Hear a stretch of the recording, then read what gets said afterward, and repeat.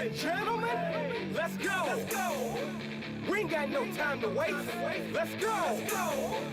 You are now listening to Jason Anderson, and you are in the zone. You're in the zone with Jason Anderson on Sports Radio 810 WHB. Adam, your night with Beards and Brisco, if you won the prize that the three of you just get to hang out and do what? Wow. Yeah. So many possibilities. So much. How about we can't somebody else win this prize? Why do I have to win this prize? You're in the zone on Sports Radio 810 WHB.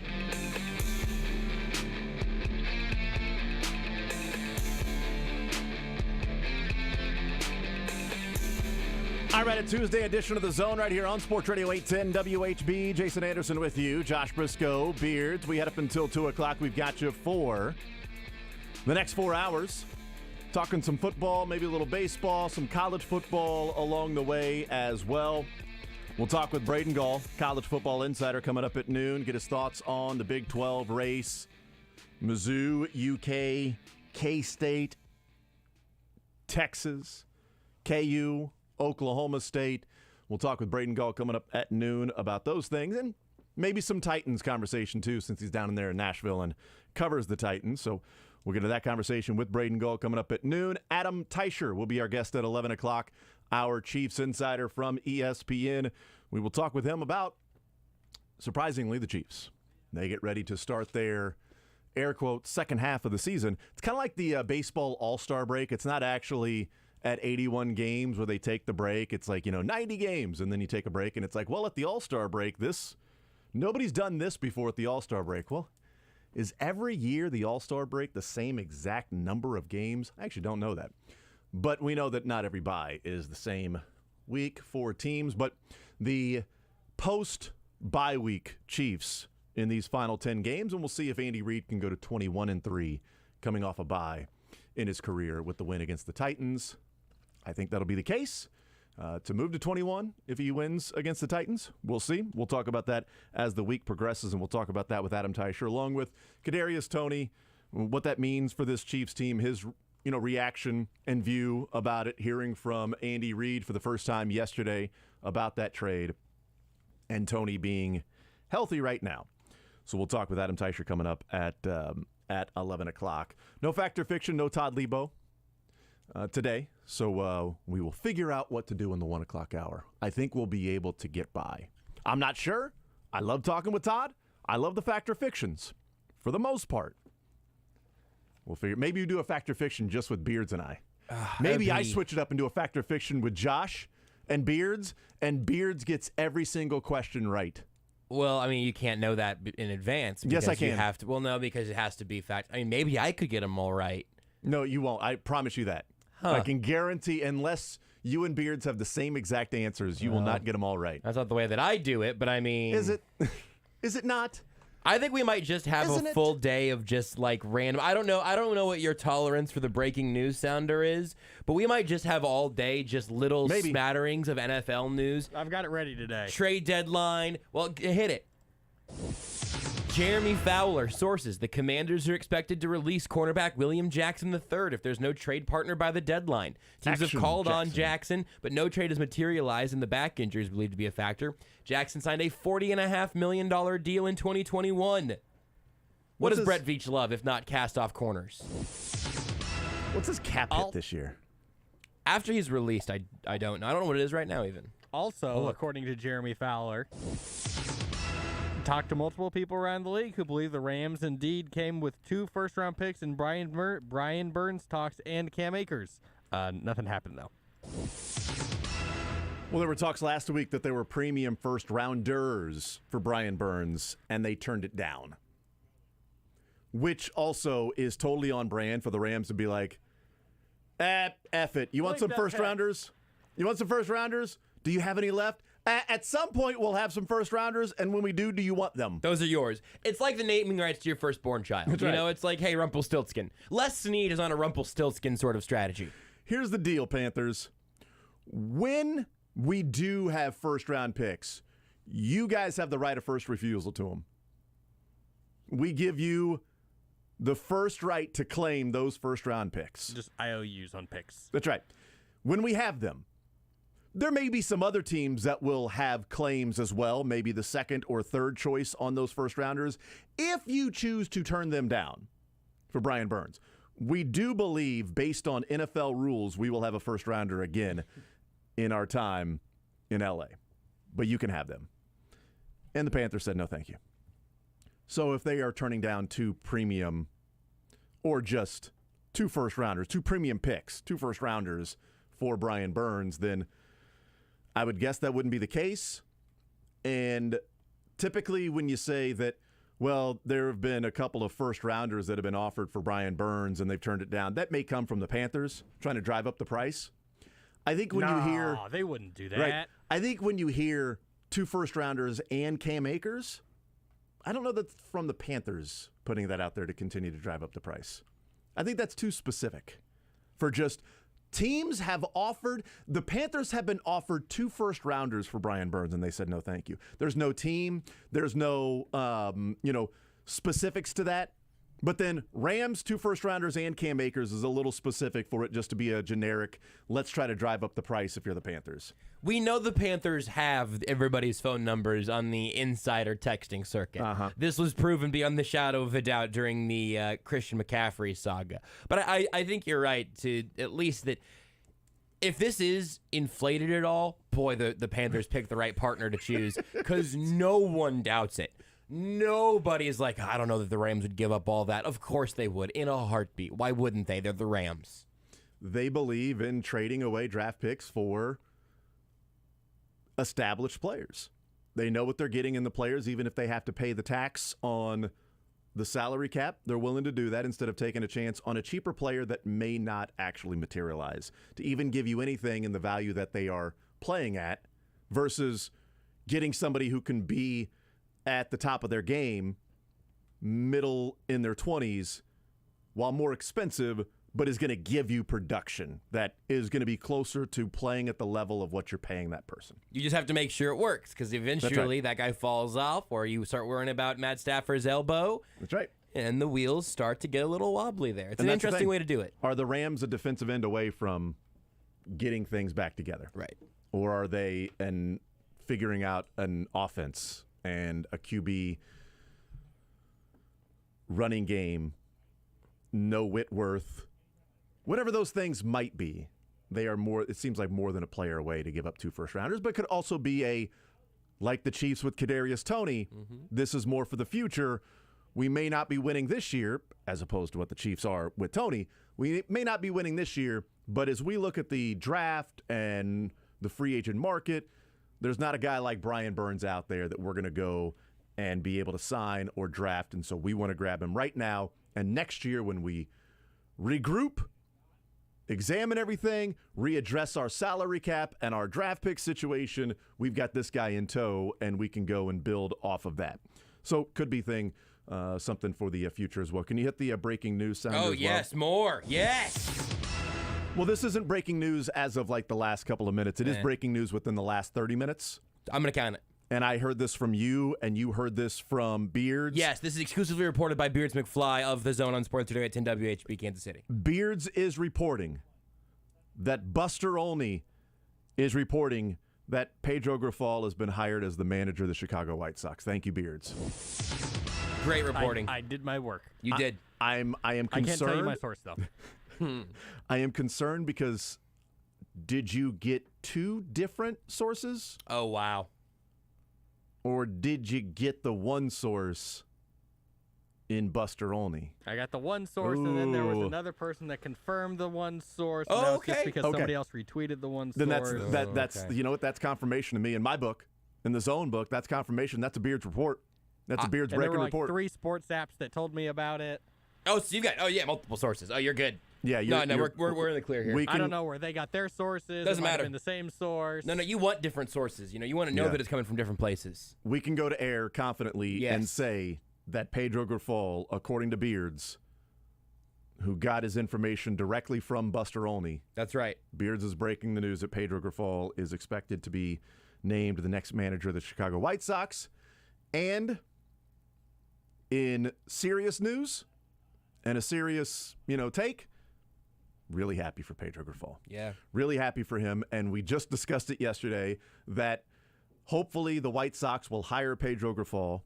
I don't know that they will because it's the White Sox, but I hope they do because I believe he can be a good manager if gets the opportunity. It's just that the things that made him a really good candidate for the Royals also eliminated him from being the guy they would ultimately hire as the manager, because if you want to change everything up, you can't say we're changing everything up and we're hiring from within our GM and we're going to hire our manager from within, our hitting coordinator, hitting coach, all of that is going to be the exact same, and our minor league pitching coordinator, that's going to be the same. We're just going to change out a bench coach and a pitching coach.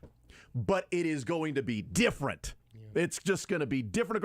And it may have been completely different. They may have actually been that, but it's understandable why JJ or John Sherman might say, Pedro, look, love you, all of these things. We will interview you. And if you are the right candidate, then we don't care about perception. You're going to be the right candidate. But he's hired by the White Sox, and I'm happy for him. And it will be unfortunate if he goes on to be one of the best managers in baseball. And Matt Quattrero was a guy that, he tried, but, ultimately taking him out of the Guardians and the Rays organization, he didn't know how to fly on his own. I've been thinking about this since the show yesterday, and especially now this morning with Grifol officially. Again, I also I've had my source Ken Rosenthal also confirm this, so we've got multiple sources here. Very good. The Royals already showed you that they weren't going to make decisions based on the perception because JJ Piccolo is the general manager, VP, whatever, baseball ops. Good point. So that I hate the idea of teams making decisions based solely or at least heavily on the optics, because I don't think that's a very good process, right? But I'm also we're on the same page that, hey, it couldn't be JJ and Pedro Grifol and say, hey, there's some new energy here. It's going to be a totally new regime. But I think you can acknowledge that and also genuinely give the Royals the benefit of the doubt with the fact that they didn't go hire a GM from the Rays/Guardians/A's playbook. What I think this leads to, I sort of teased yesterday, I think there's one vaguely negative slant you could take on all of this for the Royals this offseason. It's not really negative, it's just a spotlight. John Sherman has nowhere to hide now. I don't think he's looking for anywhere to hide. I don't mean to imply he's a terribly fearful person when it comes to taking credit or blame for the baseball ops. I think he's happy to be here to do all of that. But this is really his regime now. You know what I mean? This isn't, hey, I'm buying in. We're going to see kind of how things work. We're going to let Dayton and Matheny kind of play this out, and I'm going to try to learn what I can about this organization. These decisions now are John Sherman's. So he'll either have to answer to them if they go poorly or get to answer to them if he's holding a World Series trophy at some point in the next handful of years. But whatever that process was will reflect on him so directly that part of it wouldn't have mattered who the GM was, who the manager was, who the pitching coach is. This is John Sherman's team now, officially, I think, starting over the weekend. What do you think the reaction from White Sox fans is? And I hate this for Pedro Grifol. And we talk, obviously I just gave it away. I hate it for Pedro Grifol, but it is what I expected the reaction to be, because he was the Royals bench coach, interviewed with the Royals, and they went a different direction. The White Sox hire from an organization that hasn't made the playoffs in 7 years. Yeah. That's the reaction. Yeah. That's the reaction is, why would we hire from an organization that isn't winning? Sox have the chance to hire a coach from a winning organization, choose a guy who manages on a team that hasn't made the playoffs in 7 years. This reeks of the White Sox going for the absolute cheapest option. The Royals preferred another team's bench coach to their own bench coach for manager, and the White Sox decided he was the best. Is it a bad sign the Royals didn't think highly enough to hire him? this is one of the ones that I love. It says, okay, White Sox Twitter experts, do your thing without knowing anything about Pedro Grifol. Right. Which is great. That's probably the best one. And then there is a group of, as long as it wasn't Ozzie Guillen. Well, yeah. As long as it wasn't, there is a group of, not Ozzie, I'll give Pedro a chance. It ain't Ozzie Guillen. And thank God it's somebody new like that. Honestly, what I thought you were, I didn't, I think that angle I understand if you're a White Sox fan. Yeah. Why didn't the Royals even want to keep their own guy? But just to have somebody who doesn't feel actively antagonistic towards your own clubhouse feels like one huge positive step straight out of the gate, and not Ozzie Guillen seemed like another great step out of the gate. So I thought there would be some optimism around Pedro Grifol, because I thought there'd be optimism around anybody. But I think you could go back and connect why Matt Quatraro might have been the right guy for the Royals when Pedro Grifol wasn't. Pedro Grifol might be the right guy for the White Sox where Matt Quatraro wouldn't have been. I mean, so much of that is about what the front office actually wants from their manager. I'm guessing that's where the difference was. This White Sox Twitter expert says, younger, speak Spanish, outside hire. Everything we wanted. Right. People are still going to find a way to bleep and complain about it. Kevin Long was the only other option that we kept hearing about. I appreciate everything Ozzie has done, but that wouldn't have been a good option. So, I mean, again, it's just like the Royals got Matt Quatraro, who I wanted, and my reaction is, cool, we'll see. Yeah. And the same thing with Pedro Grifol. And, if you don't go and hire Theo Epstein or, Tito Francona or whatever, that, hey, you got your GM and coach, and it's two of the best that we've seen come along in a long time. I do like this one, though, and you'll probably enjoy this, is that owner Reinsdorf and manager Pedro Grifol, that the manager-owner combo shall henceforth be known as Griffeldorf. Do you like that one? I do like that one. Okay. I figured you would enjoy that one. I do like Griffeldorf. Yeah. I like Griffeldorf a lot. Another White Sox fan. Not really sure what to think. Better than Tony La Russa, though. That's the thing. Yeah. I mean, it really felt like the White Sox hired the worst possible vibe manager for the young, exciting, high-flying core they had built. And they thought, let's get Tony La Russa out here in his pajamas. That was baffling to me in a way that baseball is rarely ever quite so on-the-nose baffling.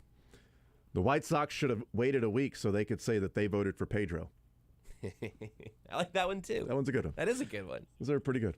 All right, 913-912-4810. Those are the nuggets that are breaking news-esque in the first 20, 25, 30 recent minutes. Just to keep it quick and follow up on a question you asked just 1 minute ago. William Jackson's cap hit this year, $13.8 million.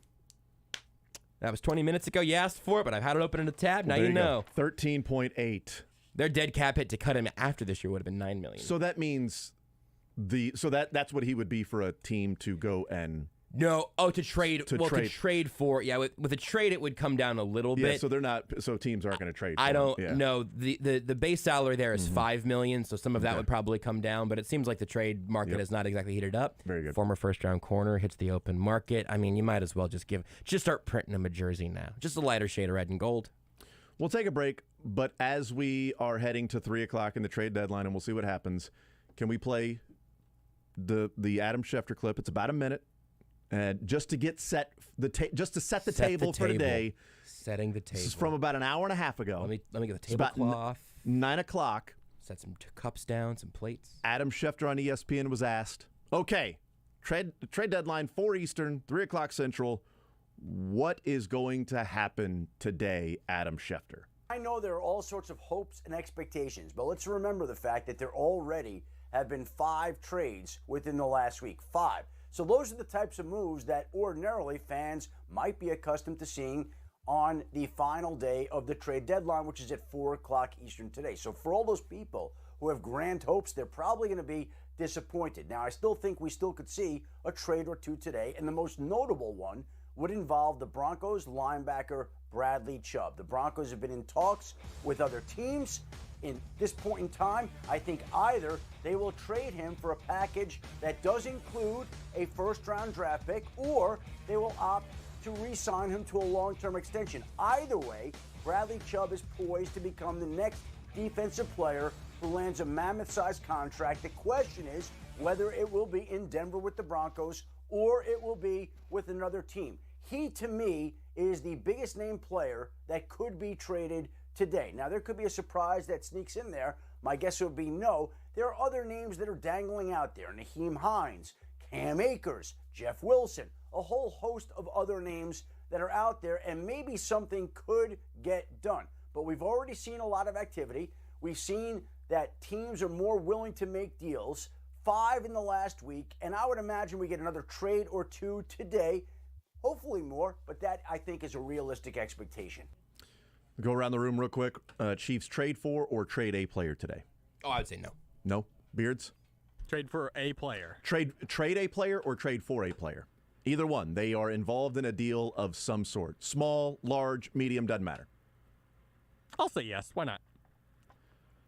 I'm leaning yes with Ronald Jones. I think that's probably the smart bet. I think it makes too much sense to say, hey, man, we're really sorry, but we're going to need 4 running backs at some point. I agree, but you want volunteers, not hostages. That's exactly right. You don't want to blink either.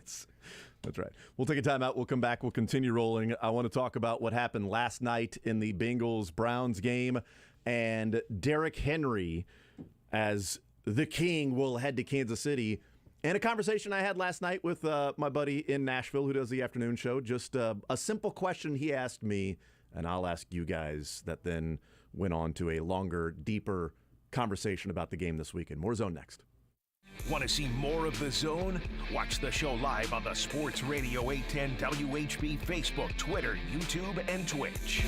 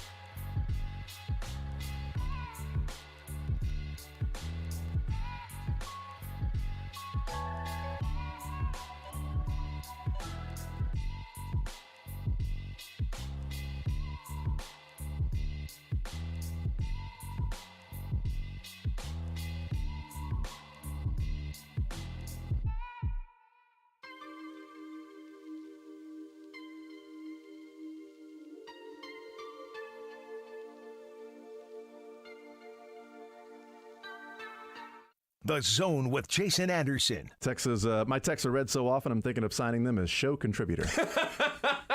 Weekdays from 10 to 2 on Sports Radio 810 WHB.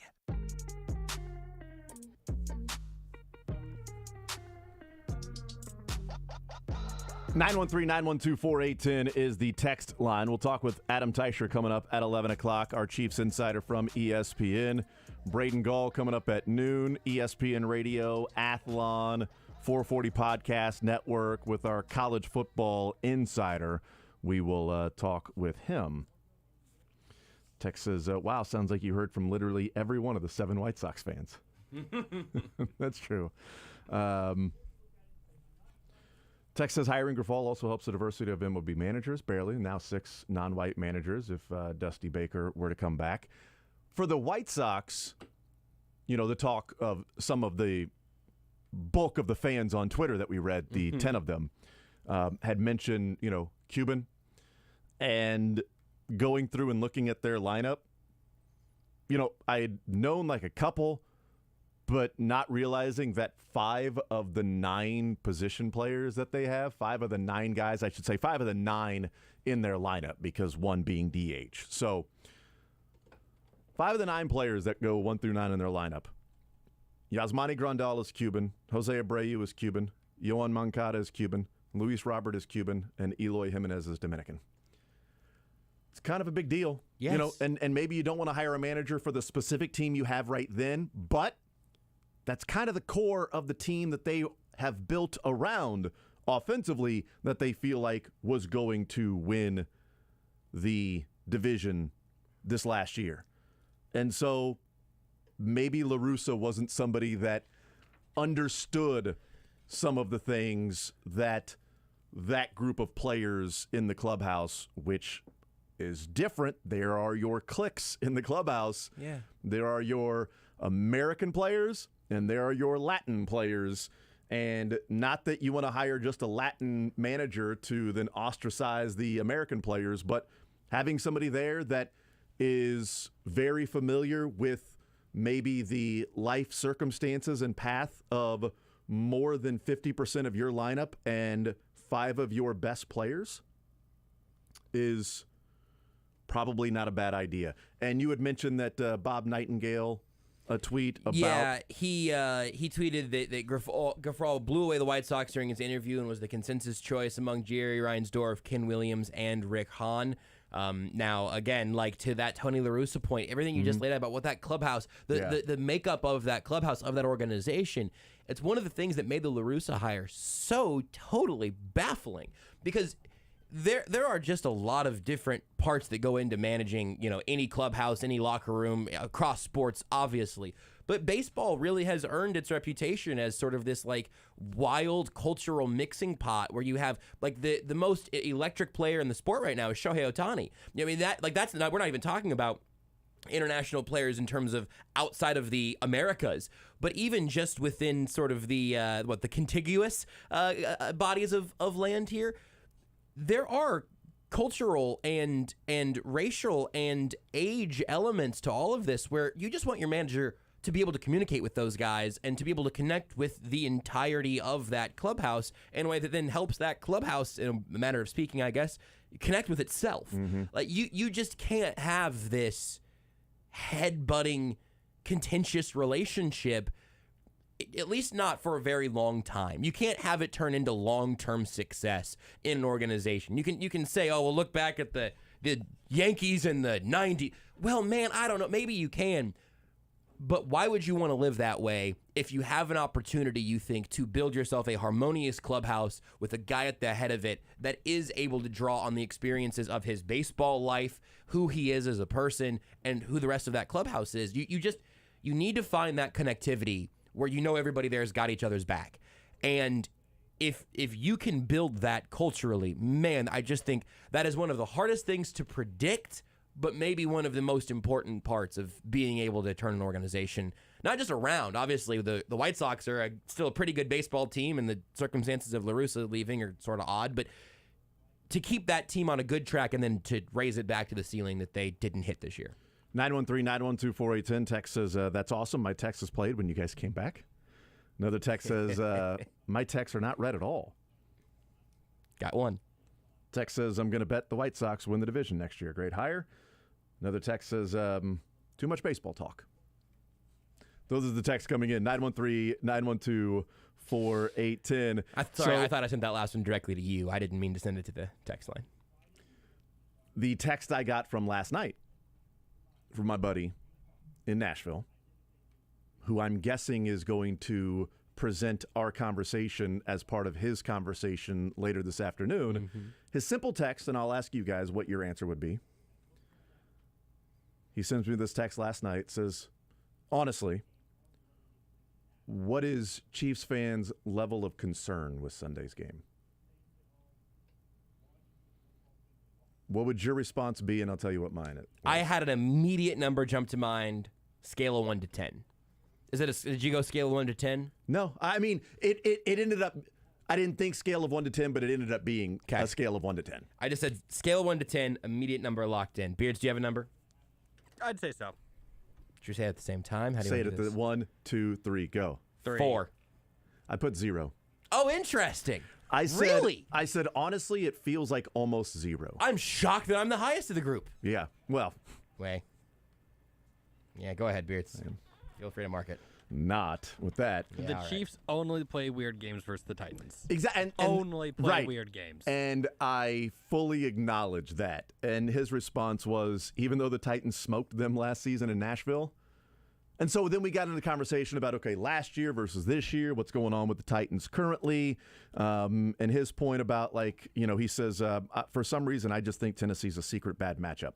For KC, Vrabel gets into close games and finds ways to win. Isn't Tannehill out? He said Tannehill is absolutely playing. Okay. I said, is Tannehill going to play? He said, absolutely. And then he said, but the Titans' offense is still awful. and I just talked about, like, look, I think in years past, besides Derrick Henry, there's been another threat on the field from the Titans. Yeah. That threat on the field for the Titans had 160 and 3 touchdowns for the Eagles on Sunday. Even Corey Davis. Was Jonnu Smith on that team a few years ago when they played him in the championship game in 2019? That sounds right. Like, it feels like they had different players that when Derrick Henry was slowed, they could respond. Julio Jones, last year, Julio Jones, A.J. Brown, because Julio ended up playing in that game, right? So A.J. Brown, and just the last few years, they've had guys that at least Tannehill could throw the ball to, and they traded that main threat for a first-rounder who hasn't done anything this year. Injured, not injured, hasn't really done much in Burks this year.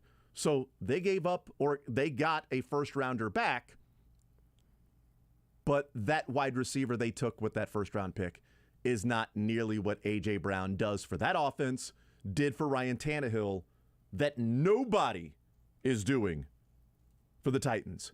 So I think that's part of it. And I think the Titans secondary is ass.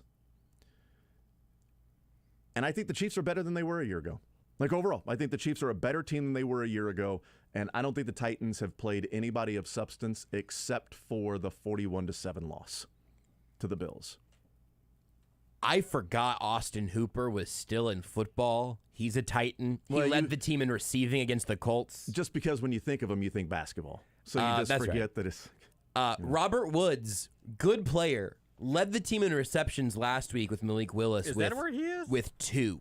Yes, he was the only pass catcher to have more than 1 catch last week. Obviously, Malik Willis only completed 6 passes. Yeah. Do you know what a Cody Hollister is?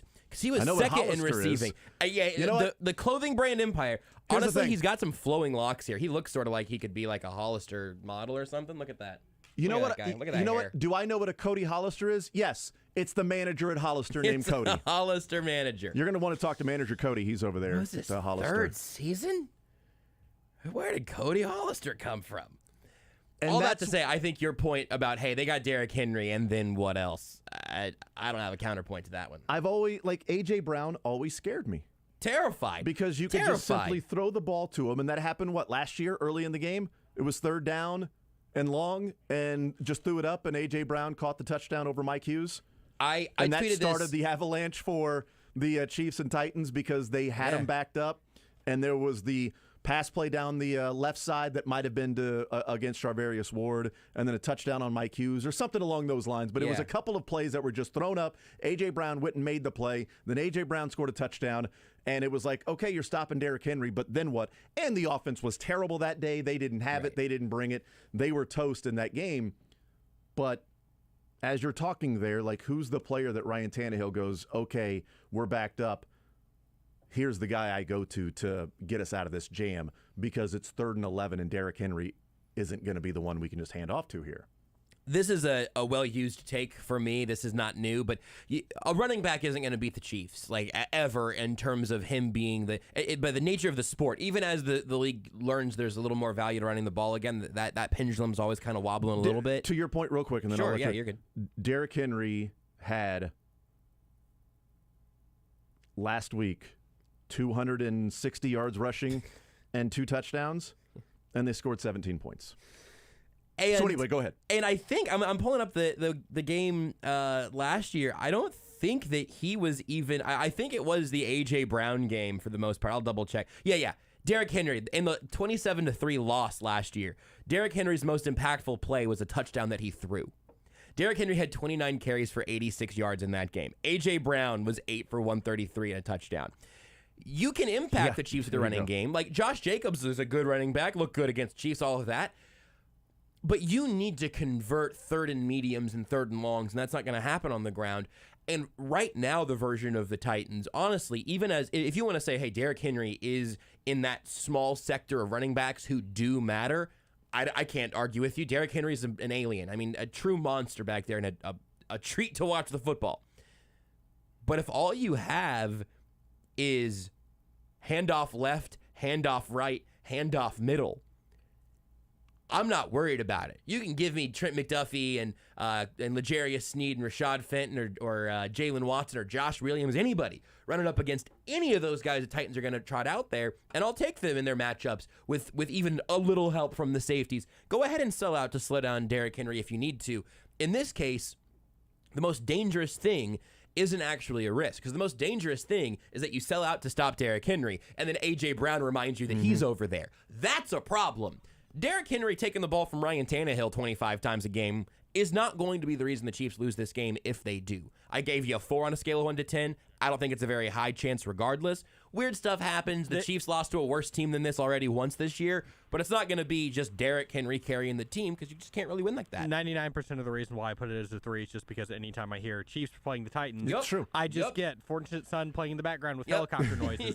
And that's just all it is. Two of my 4 points are basically that. The other 2 are the Colts game. Something happening in here. Yeah. See, and I get that. I totally understand that. And maybe I dismissed that a year ago. And then the same thing happened. But I just think every year is different. Yes. And these are different teams. And this Titans team is different. And going back to my notes from last year's Chiefs-Titans game and pulling those up, the Chiefs had 3rd and 7. They were down 7-0 because that Henry 5-yard touchdown. By the way, 3rd and 6, Frank Clark was offsides. So it resulted in 3rd and 1, in which Henry ran the ball for 3 yards, picked up a first down, then 1st and goal at the 5, and it was a touchdown pass. Chiefs, first drive, they're driving. They get 3rd and 7, and Mahomes is sacked by Bud Dupree, and Orlando Brown got whipped on that one. Joe Thuney recovered the fumble. They punted down to the Tennessee 3-yard line. 3rd and 6, Julio Jones catches the ball for 20 yards, but it was offensive pass interference.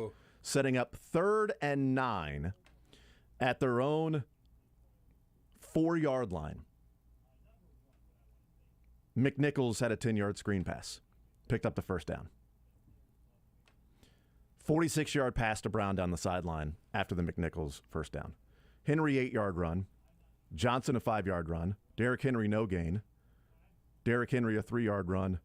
A.J. Brown touchdown catch, 24 yards, 14-0. Chiefs went 3 and out the next possession.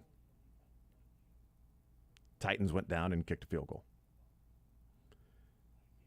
So, and by the way, the next Tennessee drive, they had a 3rd and 5, and Ryan Tannehill scrambled for 6 yards. Picked up the first down. They end up kicking a field goal of 34 yards on that one. They're up 17-0. Mahomes was intercepted on the next play. So, if McNichols is stopped, because the Chiefs are driving, they get a 3rd and 7, they get sacked, they punt it, if they get the ball right back at midfield 0-0, what happens in that game? I don't know. Certainly felt like they didn't have it that game. That's probably why McNichols was able to have a 10-yard screen pass. Yeah. And guess what? The Chiefs had a 30-yard screen pass on 3rd and 20 against the 49ers that they're probably looking at it and going, well, if that changes, 49ers win that game. It didn't, and the Chiefs didn't, and they got smoked, and they never answered the bell against the Titans. I just don't think that you're going to have one drive where you go, here's a 46-yard pass to A.J. Brown, here's a 24-yard pass to A.J. Brown, and both of them were contested catches. Down the sideline, went up, got it, bodied a dude, got both feet in, catching the football. I don't see that with the Titans. I see Derrick Henry, I see a hobbled Ryan Tannehill, and I see a secondary that's not good, and I see Harold Landry with a torn ACL on the sideline. That's what I see with the Titans. If the Eagles wouldn't have done it, it might have been worth those draft picks for the Chiefs just to get A.J. Brown out of Tennessee. That in and of itself might have been worth the draft picks. We'll take a timeout. We'll come back. More Zone next. Follow the show on Twitter at J810Anderson, at JB Brisco, at Beards McFly, and at Sports Radio 810.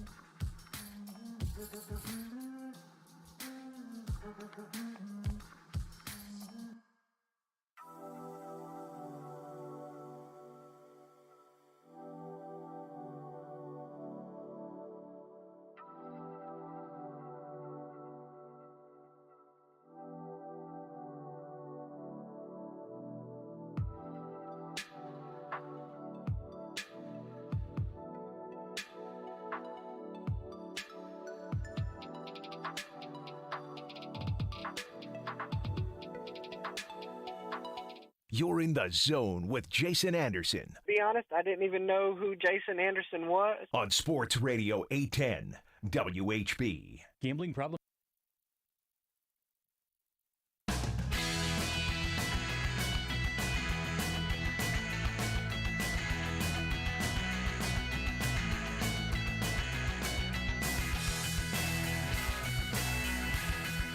I mean, we look at like what the Chiefs did with Tyreek Hill in trading because they weren't going to pay the money that Tyreek Hill was wanting to get $30 million a year. Understandable, and the Chiefs, the haul they got back for Tyreek Hill was pretty significant as well. And just looking at, because the Chiefs are playing the Titans this weekend, looking at the trade with A.J. Brown, the first-round draft pick, the number 18 pick that they got by trading A.J. Brown to the Eagles, and they used that on Treylon Burks, and they saved the cap space. The Eagles signed A.J. Brown to a 4-year, $100 million contract, 57 of that being guaranteed. Here's the cap hit for the 4 years for A.J. Brown in Philadelphia, and then the out. 5.6 this year, 8.5 next year, 27.7, 22.7, and then they would save $29 million against the cap by releasing him. That 27.7 sounds like a lot.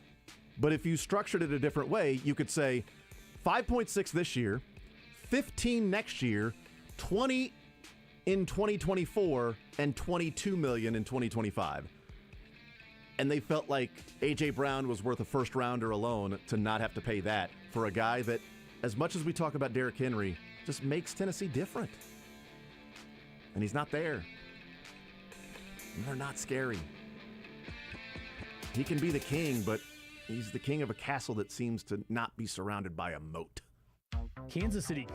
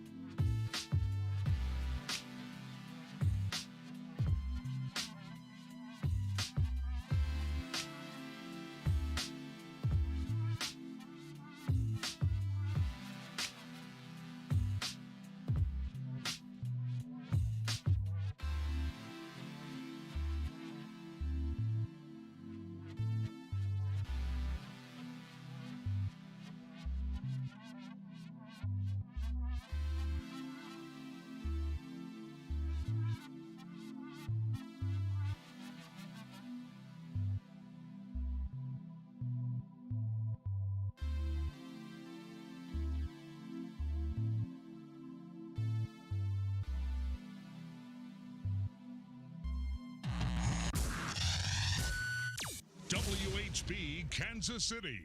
The Zone with Jason Anderson. Jason's logic was so confusing, it just dazes you, and you're like, Yes. yeah, I guess. Yes, that's his plan. He I have runs no circles idea around you. what you're talking about. And mark that for every returner ever. Weekdays from 10 to 2 on Sports Radio 810 WHB.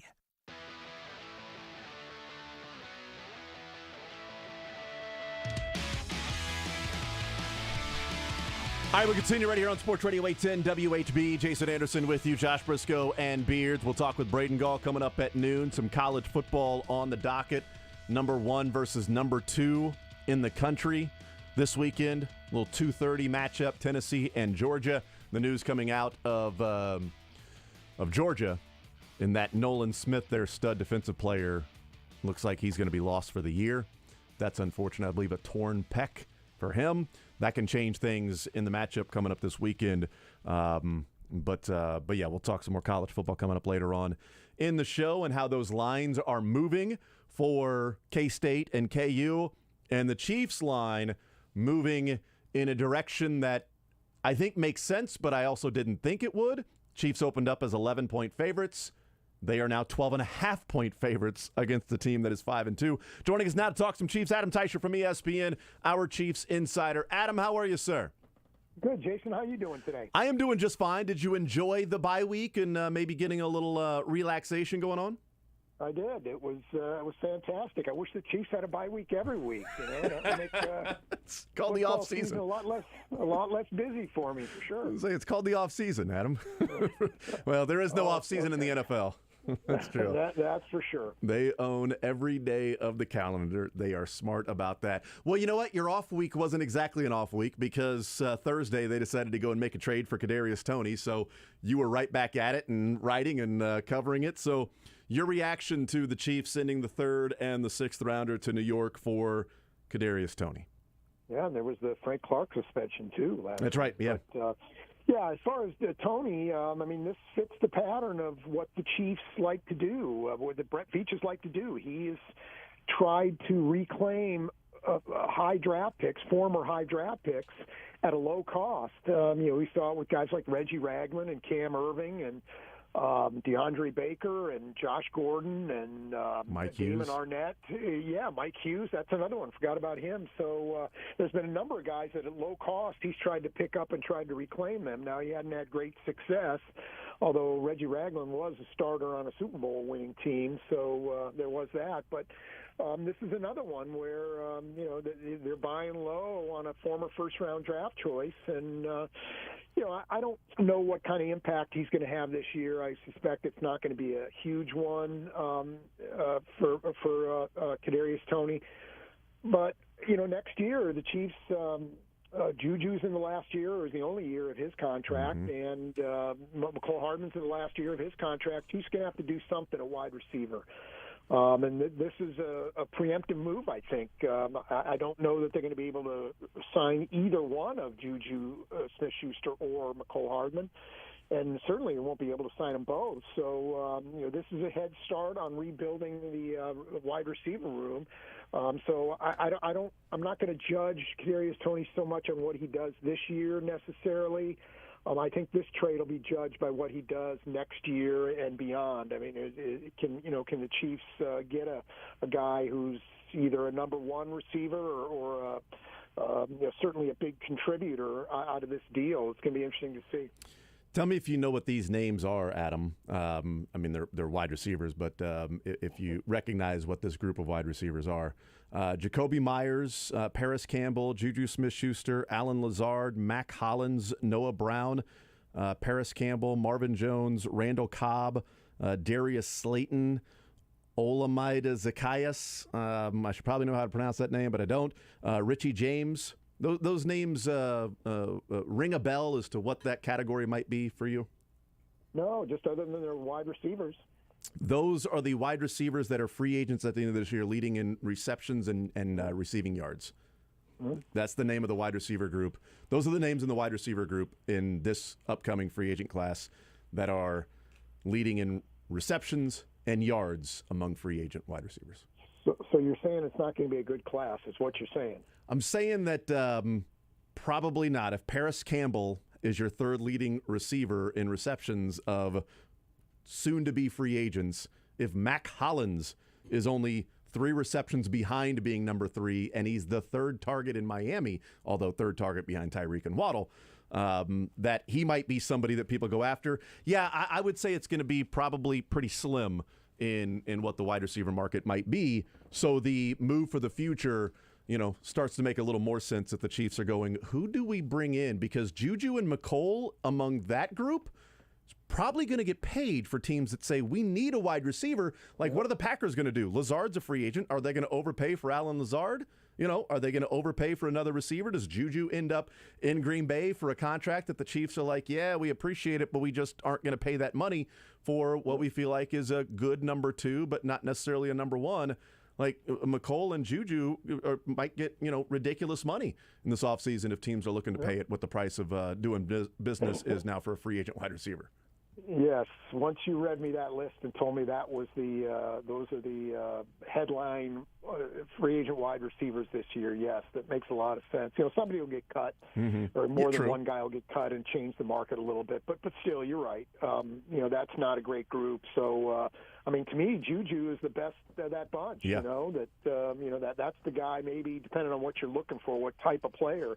But I think you'd probably feel better about throwing good money at him than any of those other guys. So it's entirely possible next year that the Chiefs' top 3 receivers are Valdez-Scantling, Kadarius Toney, and Sky Moore, and then maybe there's another high second, third round draft pick thrown into that mix as well. Maybe Ross is healthy then, and forgot about Justin Ross. Yeah, they like him. Sure. So if he's healthy and can look anywhere near like he did with Clemson, then you throw him into the mix, and you got a pretty cheap wide receiver group with Sky, Toney, MVS, and maybe Ross or another draft pick. You're right, and I have no idea what the draft class looks like in wide receiver, so I would be speaking out of turn and talking out of my if I were to say, well, the wide receiver class is really good, or it's really deep, or it's not that. Like, I don't know. I know there are a number of really good receivers at the top of the draft, but that's really it. Where the Chiefs are going to be drafting, probably not getting one of those guys. So I'm not sure, but it makes more sense when you start to break it down that way of what the Chiefs are looking at in the future without Juju and without McCole Hardman. But you brought up something that I thought was interesting, Adam, this is what Brett Veach likes to do. It's kind of a Brett Veach special. But there hasn't really been success with it. Like, it's one thing to talk about and go, well, this is here it is. Brett Veach is doing it again. Right, but where's the success? Where's the proven that this has worked out? Or do you just keep throwing your money down on the table thinking that, well, I'm eventually going to win this particular hand. It's got to happen. It's going to, pop up green at some point. I'm only going with green. Red and black seems like the more obvious ones to go with, but I'm putting money on green every time, and eventually it's going to get that, and I'm going to be repaid. Yeah, but I'm okay with him doing this because, again, these are low-risk, low-cost moves. Yeah. The Chiefs are, you're basically throwing a nickel out on the poker table and saying, okay, I'm in. If this works, great. If not, I'm fine, and we'll move on without him. So, hey, Kadarius Toney's under a relatively low-cost contract in the Chiefs for 2.5 years now. So 2.5 seasons. So going to be interesting to see what they can get out of him in that time. And I maybe feel better about their ability to do it with him than any of these other guys that we've talked about because they do have so much time with him. And, this is really the first, other than Josh Gordon, really the first, correct me if I'm wrong, are there any other receivers they've kind of just taken a flyer on like this? I can't remember. Maybe you go back to A.J. Jenkins when they brought him in. They brought Corey Coleman in for a little bit this year. To kick the tires in the offseason. Yeah. Yeah, they've done some stuff like that, but I feel like this maybe has the best chance of bearing fruit out of maybe all the moves, particularly the wide receiver moves. So, hey, we'll see. But I like the effort. This is a creative way to try to do what we're talking about, to rebuild the wide receiver group at a lower cost, and maybe it doesn't work out, but I'm okay with that if it doesn't. I think this is a good risk for the Chiefs to take because where are they going to come up with guys? Who's going to be in their receiver group next year? And I feel like this is a really good move to kind of try to bolster that. So there was a name that was around the trade deadline last year and even in the offseason was a guy that I thought the Chiefs wanted them to be interested in, and that was DJ Shark from the Jags. And he's a guy that, you talk about what he does on the field and the shiftiness and playmaking with the ball in his hands and how he was viewed coming out of the draft at LSU. And he played last year in 4 games with the Jags, had 7 receptions, 154 yards, and 2 touchdowns.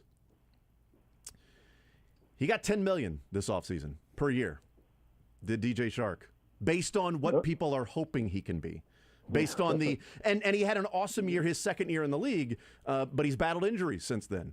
And he's been an injured guy, and he only played 4 games last year, and the Lions still said, we're going to give you $10 million in a contract to come up here to Detroit from Jacksonville. And if Kadarius Toney were a free agent this year, even if he had hamstring injuries or whatever, I wonder how much a team would be willing to pay him. Certainly more than 1.25 is what they'd be willing to pay him because, DJ Shark had a season already where he was pretty good. And you say, okay, there it is, where Toney hasn't had that. But to your point about the future and what it may look like is that's kind of the free agent market, is that you're even overpaying for potential of what you hope somebody can be. And oh, by the way, DJ Shark played the first 3 weeks and he's been out since then.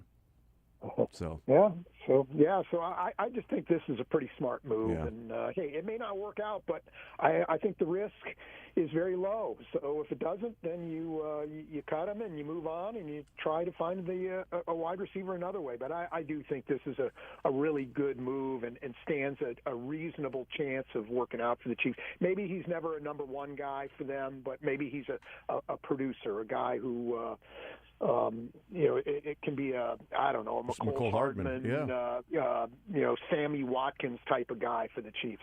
How do you, Adam Teicher's our guest, how do you view the Mike Kafka relationship there in New York? Do you view it as Mike Kafka and, Dable, they felt like they couldn't reach the guy and figure out how to use him, and they need skill position players outside of Saquon Barkley. They need wide receivers pretty badly, and that thing went sideways with them. That would be the negative side, is why can't the Giants and, oh, by the way, Mike Kafka figure this thing out? Or positive, that the Chiefs, in talking with Mike Kafka, I'm assuming got a lot of information about what's going on and still felt like it was a good enough deal to give up a 3rd and 6th after talking and investigating and seeing what exactly went on behind the scenes there. Yeah, and the Chiefs did their homework on Toney too. I'm sure, including that. I don't know, but I'm guessing they did. But they liked him. They investigated him coming out of the draft. Matter of fact, I thought maybe there was a possibility when he came out, the year Toney came out, the Chiefs were going to draft him. Now they ended up trading their draft pick for Orlando Brown, so it didn't. It was a moot point. He was gone anyway. But I thought that was a guy that the Chiefs were going to have some interest in. So you knew there was. I think that's the common theme for all these guys we're talking about. The Chiefs trying to throw a flyer out. These are guys the Chiefs liked when they were coming out in the draft, and didn't get a chance or liked somebody better, but thought this was a good prospect. So. That's one thing. And the other thing is, just don't forget now that Kadarius Toney was drafted by a different administration with the Giants, different general manager, different head coach, different coaching staff. So that's not completely unusual to see these things, guys just wanting to unload guys who are relics from the old administration. Now, it is a red flag that 2 offensive guys like Brian Dable and Mike Kafka couldn't figure it out or didn't want him around. Yeah, that's a red flag, and there's no doubt about it. So, this isn't risk-free in terms of whether this is going to work out or not. This is not risk-free. I mean, he may not work out for the Chiefs, but at the cost that they paid, I think this is a pretty good bargain. And the risk-reward is pretty good. They could get a pretty good player for a relatively low cost for 2.5 years here. Adam Teicher from ESPN is our guest. To work on an extension, both sides have to be in favor of that. Juju and the Chiefs, we talk about what he may get in the open market. From the Chiefs' standpoint, should they be interested in discussing an extension with Juju Smith-Schuster right now, seeing what he's done through 7 weeks, or wait and see? Flip side is, would Juju's camp be interested in discussing an extension with the Chiefs as opposed to saying, no, we're pacing for over 1,000 yards receiving and, 5-6 touchdowns if the pace, from what he's done the last couple of weeks. We'll take our chances and see what we can get in free agency. Both would have to be in favor, but either side, do you think Chiefs should be looking into it, and Juju, should he or should he not be interested in listening? Yeah, well, I think there's no harm in listening if you're Juju. I mean, who knows what money the Chiefs are going to throw at you. So I would listen if I were him, but I would also be mindful of what you said. This looks like a pretty weak group of wide receivers in free agency this year. So, and if you're the Chiefs, can you afford to dump a bunch of money into him? Pay him maybe beyond what the market he could get on the free agent market. So I just don't know that it's realistic that it's going to happen. He might have to take a lesser money to be here if that's something he wants to do. And I don't know that is something he wants to do. So, hey, we'll see. But I don't think either of these guys are coming back next year. I think this was kind of a signal from the Chiefs that we're not going to get Hardman back. We're not going to get Juju back. And we're going to have to move on without those guys. And this is our start of rebuilding or building our 2023 receiver group. Visiting with Adam Teicher from ESPN. So we talked about the reaction specifically with Tony and the draft and the compensation and what it may mean for the future and the current and things like that. But from the position of, are the Chiefs going to make a move around the trade deadline? We know that they did. Now we know that they did. But if I asked you last week, during the bye week and said, hey, the Chiefs make a trade, what position do you think it would be?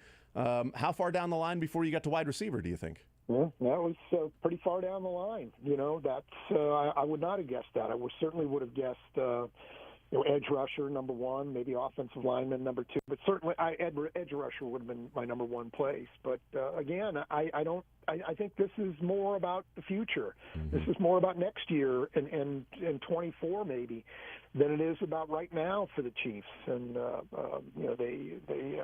we're looking at a potential issue at wide receivers, so not so much anymore. But let's see how he works out. Maybe they still will have to jump into that pool. A little current, more future as well, as we talked about. Does this signal anything to you? If, let's say 3 o'clock comes and goes and there are no moves by the Chiefs, does this signal anything to you with the front office maybe saying that, we feel like we've got a team that can win a Super Bowl this year and we don't have to go and mortgage anything in the future to bring in one guy that may be a difference maker, whereas some of these other teams are saying, we're one guy away, we've got to bring this particular person in. If the only move they make is Kadarius Toney, is that symbolic of anything from the Chiefs to you? Well, I think Brett Veach will always make a deal if you give him the right one. If it's one that he thinks can make the Chiefs better. But they've got to be smart with their draft picks. They've got to be able to hold on to them because and get good value from them when they use them because. They're going to be picking at the end of every round, and their salary cap is going to be a challenge probably for the foreseeable future. So, they got to be smart about this. And yes and no. I mean, I feel like the Chiefs felt like they were good enough this year to win a Super Bowl without Kadarius Toney. So, I think that deal is aimed at more at the future than at this year. So, hey, if nothing works out for the Chiefs between now and 3 o'clock in terms of another trade, I feel like they're, that is a signal they feel they're good enough. But it wouldn't hurt to make it. If they do make a trade, it wouldn't necessarily be a signal, well, we just weren't good enough to get it done without this deal. But I feel like any deal the Chiefs make if it's going to give up anything decent, in terms of a return, it's going to have to help them out both now and in the future after this Tony trade, because they did give up a couple draft picks for this. Do you think they make a move before 3 o'clock today? No, I don't think so today. I think this was the move they were going to make, so the Tony move. So, no, I don't think so, but with Brett Veach, you're never sure. Visiting with Adam Teicher from ESPN. Okay, you mentioned the Frank Clark news coming out last week as well. He is suspended for 2 games. I believe we may have had a conversation when the Willie Gay news came out about, then looking at Frank Clark. Is there anything going to happen with that? And so it's not really a surprise that the Frank Clark news of his suspension comes out for a couple of games. I'm assuming, and I'll still ask the question, though, I'm assuming that the Chiefs probably had the same idea, the way they did about Willie Gay, timing, length, when it happens and things like that with this particular situation with Frank Clark? Yes, they did. This was similar to the Willie Gay situation in that this was kind of a negotiated settlement. The Players Association, I'm told, was involved here, and there was no appeal. Frank Clark was not going to appeal it because he, in essence, agreed to it. That's the same as how it came down with Willie Gay. And I think the Willie Gay situation, that was going to be a larger penalty. I think that was going to be 6 games, and in part for his agreement not to appeal, it got bargained down to 4 games. And I don't know whether that was the same case with Frank Clark, whether he bargained his down, but with an agreement not to appeal. But the Chiefs did know, and I'm wondering whether Frank Clark played a little more freely against the 49ers, knowing that this was going to be his last game for a little while. But yes, they did know this was coming down. Somebody brought that up on the Twitter, the text line last week about any chance that, Frank Clark having an idea that he wasn't going to be playing for a few weeks, that maybe went out there and played like that against the 49ers. And I certainly acknowledge the possibility. I might counter with, well, then why don't you do that more often? Why don't you go ahead and play like that every time? Like you may not play for 3 weeks, so go and bust your ass and get a couple of sacks in one possession and beat Trent Williams around the edge like that. Yeah, no doubt. That Frank Clark was one that can help the Chiefs get to where they want to go. That first quarter of that game against the 49ers, I was like, wow, this pass rush is horrible. I mean, they had one pressure, I think, in 9 or 10 dropbacks. I mean, that was not very good. But they cranked it up. They got it going, and it was a big part of why they won that game. So credit to the Chiefs, but started off slowly, but worked out for them. Adam Teicher from ESPN is our guest. We'll take a timeout. We'll come back. I want to talk with Adam about what we've seen in the first 7 games and that defensive line, what Chris Jones, how he's been utilized as well, and look at the Tennessee Titans coming up on Sunday Night Football with the Chiefs back in action. A couple of 5-2 teams that the line is now 12.5 in favor of the Chiefs. We'll take a timeout. We'll come back. More Zone next.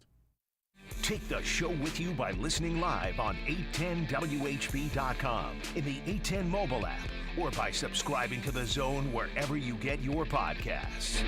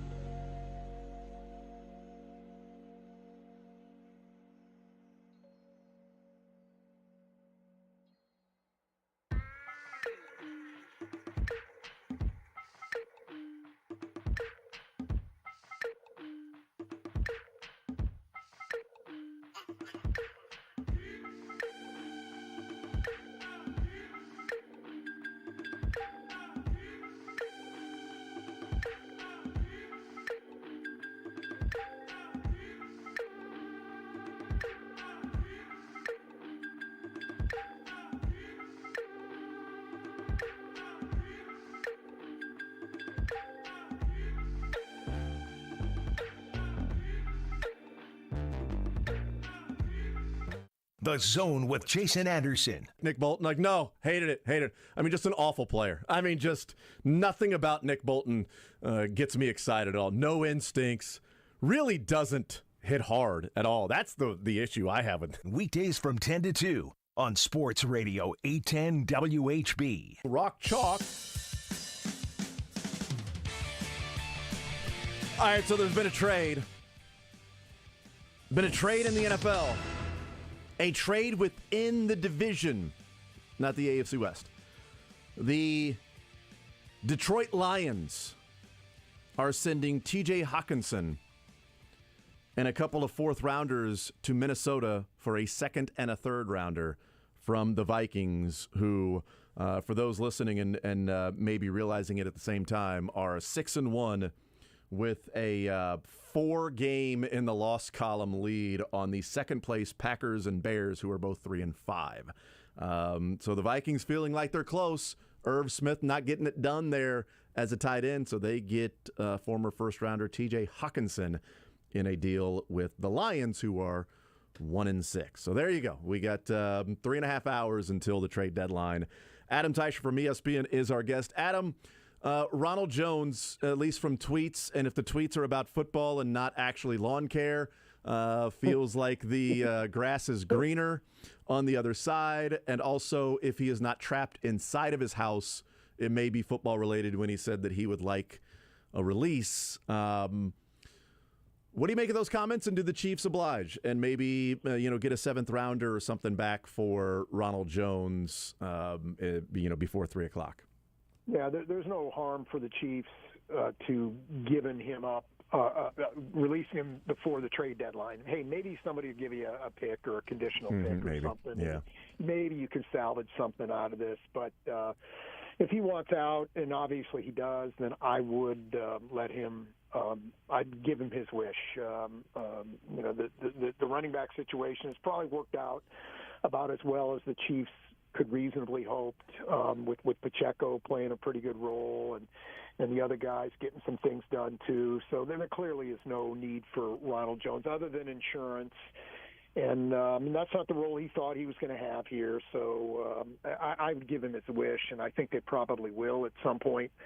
Even if it's not immediately, I think they will give him his wish after 3 o'clock. When they signed him, I mean, I liked the deal because I think he's pretty darn good with the ball in his hands. And, he had 1,000 yards rushing for a team that won the Super Bowl that year. They went out and got Leonard Fournette, and he's taken over since then. But, signs a 1-year, $1.5 million contract this year. So it wasn't like they were breaking the bank for him. And we've seen his usage or lack thereof, even in the preseason and training camp, his usage or lack thereof. Do you think, was he just simply, they're going to sign him 1 year, $1.5 million in case Jerick McKinnon or running back doesn't work out in the draft, that at least you've got somebody? And if that happens, if McKinnon signs, if you get a running back, then Ronald Jones is expendable and he could slide down to 4th on the depth chart? Or did they think he was going to be a part of this rotation and something just has not meshed between him and the coaching staff?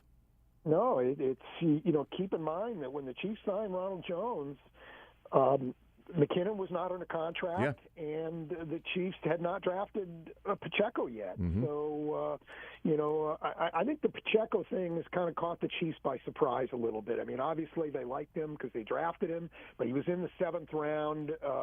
Clearly he's maybe beyond what they thought they were getting there. So, these two guys have just outplayed him, and then there's Edwards-Helaire on top of it all. So I just think that circumstances really just sort of passed him by. I don't think this is, you remember when they signed him, you and I at that time we had a talk about, well, this kind of reminds us a little bit of Carlos Hyde, and then certainly when they traded or when they signed McKinnon late in the offseason, we were like, okay, what's going to happen here to this guy?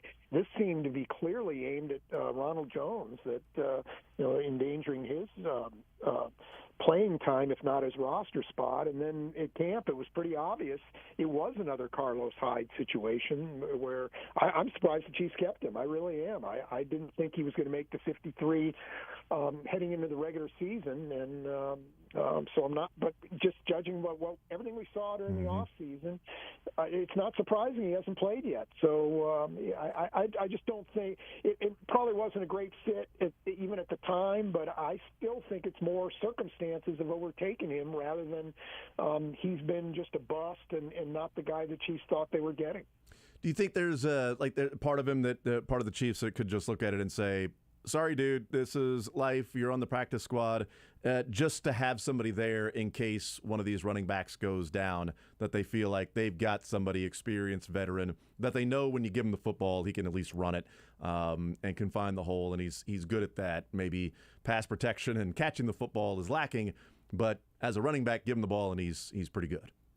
Yeah, and when was the last time the Chiefs didn't need to dig into their depth at running back? Right. I think you have to go back to Kareem Hunt's rookie year in probably. 17, because 18 he was having another good year, and then they cut him, so they had to go into their depth. 19 was Damian Williams, and he was hurt, and they really LaShawn McCoy.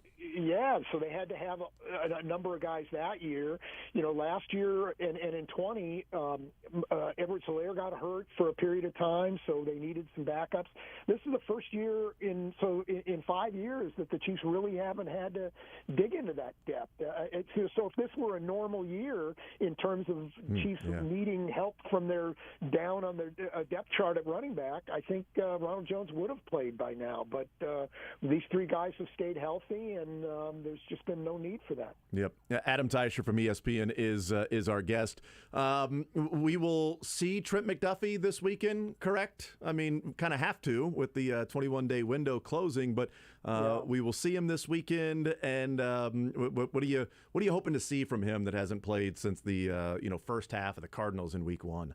Yeah, just be the player that the Chiefs thought he would. Thought he would be. I mean, the Chiefs were pretty excited that they thought they were going to have a nice 1-2 cornerback punch with him and L'Jarius Sneed, and then Fenton is your third guy, and maybe this was a blessing in disguise because Josh Williams and Jalen Watson have done some nice things, so they have some depth at those spots now. Don't have to be afraid to use it. So, but as far as from him, just be the guy they thought he was going to be when the season started, and he was kind of progressing that way at camp, and. But hey, who knows what this layoff has done? I mean, this is hardly ideal for a rookie. It's been 6-7 weeks now since he played in a game. So I wouldn't expect a lot out of him immediately. But maybe down the stretch and into the playoffs, he'll be that guy. Visiting with Adam Teicher from ESPN. Okay, so on the field play for the Chiefs as they get ready for the Titans, looking back to the 49ers and what they've done a number of times recently with Chris Jones, and that we know a year ago they tried to move Chris Jones out to defensive end. It didn't work, although in the first game against the Browns, it looked pretty good. He had the wrist injury. That may have hampered him, and ultimately he gets moved back inside. What it looks like they're doing now is just picking and choosing their spots of when to use Chris Jones at defensive end. And in some of these obvious passing situations at Chris Jones against a tackle, it's been a mismatch for a good portion of them. Chris Jones was at the 49ers, Josh, in which, as a defensive end, his pass rush win rate was 50%. Yeah, and that was counting neutrals as not wins. So, yeah, he was winning half his reps. Yeah, against tackles, against the 49ers, which they have a pretty good one. Like a dozen reps or so, I think, 10, something around there. Yeah, so about 10 reps at defensive end. He's been winning at, 50% or better. What do you make of what Spags is doing there with Chris Jones and utilizing him a little bit more at defensive end and creating those matchups and mismatches? And certainly Chris Jones has taken advantage of that because he's been really good this year. He's been a game wrecker. And the sack numbers are starting to accumulate for him, and he's starting to actually get the quarterback down. Yeah, and another nice year for him. The Chiefs have done a nice job, I think, of picking and choosing spots to use him. I really think Spagnuolo has done a nice job with the blitz because they haven't been getting a lot of pressure other than Jones with the four-man rush. I think he's done a really nice job of picking and choosing his spots with that as a whole. But as far as Chris Jones particularly, you remember even before last year, the Chiefs did this kind of thing with him. I have not looked at the numbers. and to see whether they're doing it more this year than they did, say, in 2020 or 2019. But he lined up some outside as well in those years as well. But he's doing a nice job with it. I just feel like Chris Jones is a mismatch problem, generally speaking, for the opponent, no matter where he lines up. It's just, where do you want him? Where do you think he would make his most impact on a particular down, and get after it that way. But I think Chris Jones has done a nice job no matter where he's lined up this year. And hey, with Frank Clark out for 2 games, maybe he'll end up playing more on the edge the next 2 weeks. From Seth Kaiser, it was 18 combined snaps against Vegas, Buffalo, and San Francisco. 9 of those came on 3rd and 5 or more. The other 9 all came with under 3 minutes to go in the half or in the game. So super obvious passing situation. 7 against the Raiders, 3 against Buffalo, 8 against San Francisco. Yeah, and there you go. And successful in making those happen. Sorry, it was over that entire stretch, by the way, that his pass rush win rate from Seth was 50%. Across that entire 18 snap chunk there, with 6 of them being neutral. Incredible. Should the Chiefs be looking at, we talk about Juju Smith-Schuster, should the Chiefs and Chris Jones be getting together on a contract extension since next year is his last year? And I kind of feel like this offseason, Adam, is either extend him or trade him with Chris Jones. And as dominant as he's been, he's living up to the money that they're paying him. That's for sure. He's earning every dime of that. So should the Chiefs be looking into, right now, extending Chris Jones past next year? I would do that, absolutely. I think he's a guy that can play. He's been this is his 5th, 6th year. I don't think he's anywhere near the end, is what I'm trying to say. Yeah. I think he can be a guy who can play at a advanced football age and still be productive. So I'd keep him around. Can you imagine what this might look like on defense without Chris Jones? I mean, I don't want to. Yeah, exactly. So. I would. I think that's the smart play for the Chiefs, no doubt. Adam Teicher from ESPN. All right, get your thoughts on the Titans coming up on Sunday night. 12.5-point favorites are the Chiefs against this Titans team that somehow is 5-2. Even though it does not feel like these are 2 5-2 teams matching up. Got there in different ways. But what do you make of the matchup against the Titans, and how much does previous games factor into this year at all in your mind? Well, the ones going back a few years probably don't, but this is a team that still 6 out of 7 is beating the Chiefs the last 6 out of the last 7. Now, the one that the Chiefs got was the big one, the AFC Championship game, and Tennessee would certainly trade the other 6 games for that one. So the Chiefs have that prize, but other than that, the Titans have really had the Chiefs' number. I mean, this is a team that's really tough for the Chiefs to deal with.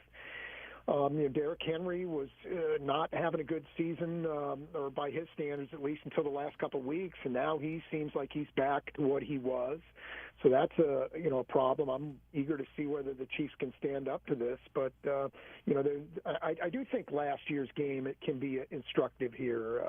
That was a one-sided game. I mean, just dominated by Tennessee, and the Chiefs didn't do anything right. And I'm really puzzled why the line started, as you were talking about earlier, started at 11, has now gone up. I mean, I can't, unless they know that Ryan Tannehill's not going to play, I just can't imagine why this line is not a little bit closer, because I think 12.5 is a huge number for this game. Yeah, it opened at 11, as we said, and I was actually waiting for it. I thought for sure that it would go down. It would go towards the Titans and maybe get under 10. And if it did, then I'm like, all right, I'll jump on it. But I didn't expect it to go up 1.5 the other way, in a day, because yesterday morning it was 11, and so now it's 12.5. We'll see. I mean, I do think the Chiefs are the better team, and the one advantage I give the Titans is, what's happened 6 of those 7 years that they have won those games, whether it's been, odd game flow or just playing better in that game or random ways that the Chiefs found a way to lose it. Either way, as you talked about, it's been that. With Derrick Henry out there, it's always a concern. I don't think they have a counter this year. Like, I don't think they have a change-up this year where in years past, if Derrick Henry were slowed down, A.J. Brown was a real concern for teams and the Chiefs. And last year, A.J. Brown and Julio Jones, out on the field, bigger-bodied guys. And A.J. Brown was really good and made a difference in that game, whereas Derrick Henry didn't do much. I just don't see that on this team. I don't see the counterpunch that without Derrick Henry, it kind of feels pretty stagnant and stale.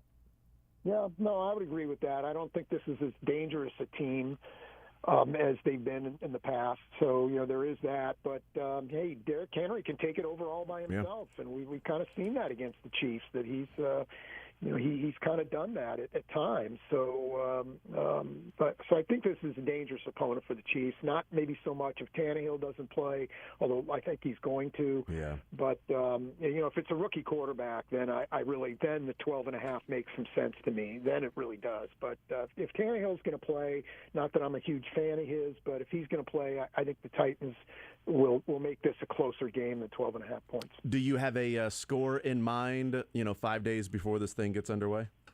Yeah, give me the Chiefs, maybe 31-23, something like that. I'll go in that neighborhood, but definitely not 12.5 points. All right, we'll see what happens. Adam Teicher from ESPN. Adam, you're the man as always. Appreciate it, sir. Enjoy the rest of this week. We'll be watching and reading and everything like that with the press conferences. Thank you for the time today, man.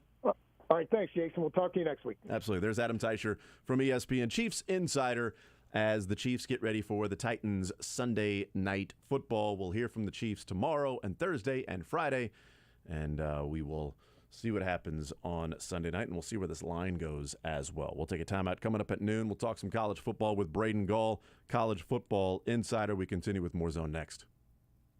You're in the zone with Jason Anderson on Sports Radio 810 WHB.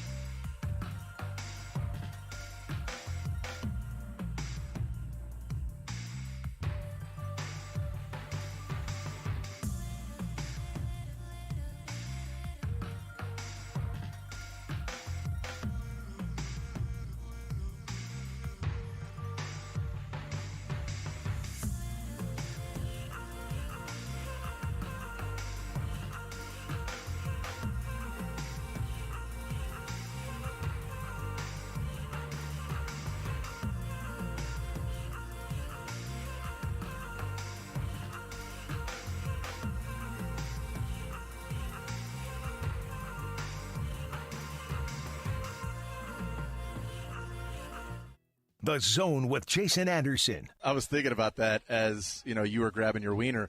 And so I'm like, Weekdays from 10 to 2 on Sports Radio 810 WHB.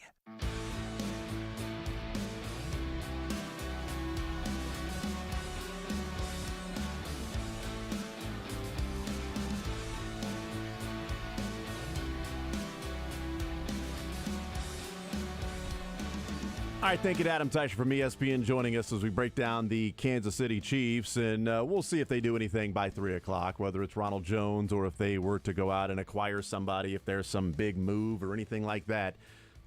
We'll see coming up at 3 o'clock. Can you play the Adam Schefter clip that we have talking about wide receivers this morning? Because we were discussing, the Chiefs trading for Kadarius Toney and the names we threw out there that are unrestricted free agents at the end of this year, or I should say of the unrestricted free agents at the end of this year, those who are leading in receptions and receiving yards and touchdowns, and it is a who's who of generic.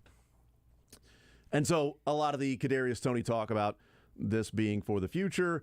Names that are out there, Brandon Cooks and Elijah Moore from the New York Jets, and also Jerry Jeudy of the Denver Broncos. So here's Adam Schefter weighing in on the potential moves of Elijah Moore from the Jets, Jerry Jeudy from the Broncos, and Brandon Cooks from the Texans. The Jets have said they're not going to trade Elijah Moore. We'll take them at their word, and I think that that's probably an accurate assessment. The Broncos don't want to trade Jerry Jeudy or KJ Hamler right now because essentially they poured almost $250 million, not to mention the draft picks, into Russell Wilson. They want to get the offense back on track. Jerry Jeudy's coming off a game in which he caught 6 passes for 62 yards and a touchdown. The offense, as bad as it's been this year, did show a few signs of life on Sunday in a win, and now essentially they want to try to hold on to those offensive pieces, especially when Jerry Jeudy has multiple years left on his contract. Brandon Cooks is in a little bit of a different category. The Houston Texans would be open to trading him and would like to find a trade partner. The problem is that Cooks is due $18 million fully guaranteed next year. And there aren't a lot of teams, if any, that are willing to take on that salary and take that off the Houston Texans' hands. So for all the people who want to see their team go trade for Brandon Cooks, that's great. It would help this year. He's a great player. He's somebody you want in the locker room. But the fact of the matter is right now, there's not a team that's willing to eat that contract for next year. And contracts become a major part of all these deals, Greeny. We saw last week the Chicago Bears paid down the salary on Robert Quinn when they traded him to Philadelphia to make it easier for the Eagles to fit him under the cap. Yesterday, when the Bears trade Roquan Smith to the Ravens, they paid down his salary to the point where essentially the Ravens are paying him about $500,000 in base salary this season. And so money is a part of all these deals. Money is a part of the Bradley Chubb deal. You're not going to make that deal unless you have an agreement in place with the player. And so money becomes a huge factor in all these deals, and it will be today in the deals that are or are not made. So Brandon Cooks, it certainly depends on what type of draft pick you have to give up for him. Because as you said, you're still going to have to pay him. You don't have to pay him this year because if you trade for him, you owe him about $550,000 against the cap this year with his base salary. But next year's base salary, fully guaranteed at $18 million. The year after that, base salary is $13 million. Again, to me, it comes down to the draft pick you have to give up to acquire him, and also weighing what you can do in the future. And if I'm the Green Bay Packers and I feel like the clock is running out on Aaron Rodgers, and I ask myself, do we have a chance of making the playoffs this year? How much of a difference would Brandon Cooks make? It felt like the Packers played pretty well against the Bills and still lost by double digits. And Dobbs made a really impressive catch as well. But with the motley crew that Aaron Rodgers is throwing to, it would make sense for them to trade for Brandon Cooks. And when you look at the free agents to be at the end of this year, are you really going to scoff at Brandon Cooks for $18 million? Christian Kirk got $19 million annual average value. You're gonna back off and go, whoa, I can't pay Brandon Cooks, who's 6 of the last 7 years had 1,000 yards receiving, and he's doing that with the Houston Texans as well, and has been one of the most consistent receivers in the league for a long time and is a deep threat and offers you that go-to guy from Aaron Rodgers, I don't think we can pay him $18 million, especially when we just paid Randall Cobb $9 million this year. God. You can't pay Brandon Cooks $18 million and you paid Randall Cobb $9 million this year? So many of the moves like that do end up sort of feeling like small panic moves, right? Of trying to like just sort of plaster over a mistake you made somewhere else. But sometimes you spring a leak and you gotta grab the Flex Seal. I mean, sometimes you gotta pay the breaking news. Whoa. This is NBA, but Nets fired Steve Nash. Oh, what? Wow. What? Really? The Nets just fired Steve Nash. Now? Did what? Yeah. Today? Yep. When? Just now. How? Literally just now. What for? For having Ben Simmons and Kyrie Irving on his team. Beard, that's a good take by you. Thank you. That's a good take. Interesting. Okay. Now, mind Sorry you, to interrupt. Did Steve Nash send that video to Kyrie? Like, what's going on here? How is this Steve Nash's fault? Oh, well, we just finished our investigation. Apparently, Steve Nash just had a whole burner Twitter account, just sending stuff to Kyrie. Just constantly subtweeting KD. He's been doing it for years, it turns out. Yeah, That's right. yeah. Since he was in Cleveland. He's been poisoning KD and Kyrie's brains as a Twitter egg for years. Should point out the Randall Cobb deal of 3 years, $27 million when he signed that with the Texans and then ends up with the Packers or whatever. He's on injured reserve right now. But whatever you're paying some of the wide receivers on your team, you didn't want to pay Davante Adams all that money. I get it, understandable, and maybe Davante Adams said, I don't want to be there anyway. I want to be with my best friend from college. And I don't want to be on a team that can make the playoffs, so I want to go to the Raiders. Sorry. They just made the playoffs, I know. Sham said that the Nets and head coach Steve Nash have agreed to part ways. Woj used the word fired. Just for that means Steve quit. That I wonder about that. I don't know if this actually interests you the way that it does me, but I love the little word choices that different insiders get. They try to make you figure out where the information came from. It's kind of interesting. Sorry. They are paying a cap hit, and Randall Cobb not listed here because he's on the IR right now, so some of that money's going elsewhere. But Lazard's $4 million, and Watkins is 1.7. Sammy, that is. Christian Watson is 1.7. Amari Rodgers is 1.1. Romeo Doubs is 875. So, yeah, they didn't want to pay Davante Adams. Get it? Understandable. They didn't want to pay MVS. Okay, that's fine.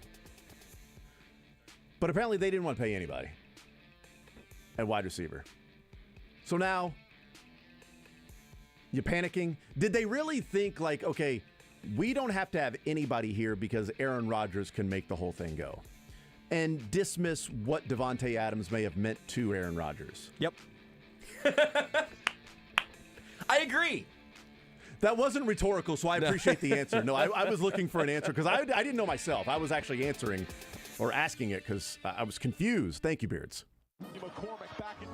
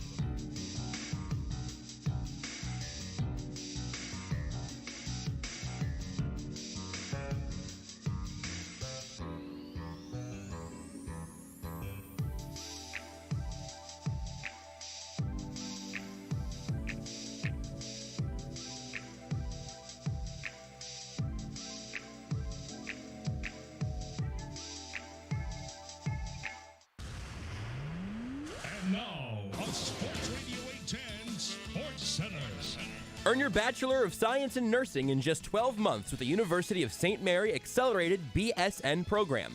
Get started at stmary.edu/nursing. The Kansas City Royals have hired their next manager, Tampa Bay Rays bench coach Matt Quatraro, but today they lost a member of their own organization, and he's staying in the division. The Chicago White Sox will reportedly hire longtime Royal Pedro Grifol as their next manager, first reported by Buster Olney. Yesterday, the Baltimore Ravens acquired linebacker Roquan Smith from the Chicago Bears for a 2023 second-round pick and a 5th-round pick in 2023, and linebacker A.J. Klein. Players could continue to move until the NFL trade deadline today at 3 p.m. Central Time, giving the Chiefs a few more hours to potentially improve their roster. We'll talk about the deadline, Chiefs-Titans, and a big weekend of college football with Braden Gall next in the Zone. This is SportsCenter. The Zone with Jason Anderson. Everyone has their own taste, and mine is just better. It's fine. Weekdays from 10 to 2 on Sports Radio 810 WHB.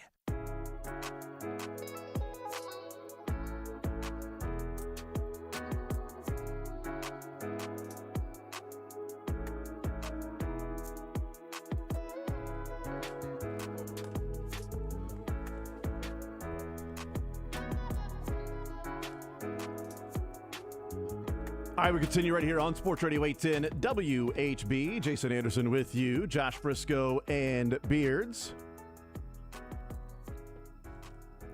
We'll look a little bit more at wide receiver and things like that with the trade market, if anything happens today. Not with the Chiefs, obviously, I shouldn't say obviously, but probably not with the Chiefs since they already traded for Kadarius Toney last week. But we'll see any other moves as well as we look at the ballooning cost of wide receivers across the NFL, and the Chiefs may be getting ahead of that with Mecole Hardman and Juju Smith-Schuster being free agents and Kadarius Toney being cheap, Sky Moore being cheaper, MVS being cheaper, and we'll see if they get anything out of Ross, the undrafted free agent last year. Let's talk some college football with Braden Gall. He is our college football insider, ESPN Radio, Athlon Sports, 440 Podcast Network with the Fringe Element Podcast and a Football Show Podcast, joining us here in the Zone. Braden, what's up, man? How are you, sir? I'm doing well, yeah. It feels like you guys are the only NFL team during this year of the wide receiver pay or move along. It seems like Patrick Mahomes is the only one who's like recession-proof when it comes to moving on from big-time receivers. The Titans' offense is atrocious now that A.J. Brown's gone. The Packers can't score any points. Mahomes and the Chiefs, they're the only one that can make the moves they made and I guess still be successful. So it's fascinating to watch how bad offense is in the NFL right now with all the backup quarterbacks. And maybe it's just a defensive year. I don't know, but it is fascinating to watch how it all is going down. I still think it's, it'll still be Kansas City at Buffalo in the AFC Championship game. Truth serum, candid, off record, behind the scenes, would the Titans have buyer's remorse or seller's remorse on A.J. Brown and not just simply give him the contract that the Eagles gave him and not get that first rounder back? No, I mean honestly, like I think you're not gonna know the answer until the 4 years probably. You need to see how Treylon Burks plays and what happens to the offense and A.J. Brown's 4-year sustainability, not just a couple of games, because he would do that for the Titans and then he would miss 2 games and then he'd have 3 games where he was a superstar and then miss. So I mean, is there immediate buyer's remorse for Titans fans who wish they had that weapon, who was the best receiver probably in franchise history from a talent perspective and from a start to a career? Yeah, there's no question, but it's about whatever it was, like $64 million guaranteed or whatever over 4 years versus $6 million for Treylon Burks. Right now, it's a bad trade, but you need sort of 2.5 more seasons. I mean, again, they just won 5 straight games with basically Robert Woods, and that's it at wide receiver. So they're still a threat with one of the best defenses in the AFC, if not the best defense in the NFL. They just won a game with a backup quarterback who threw a pass in the second half.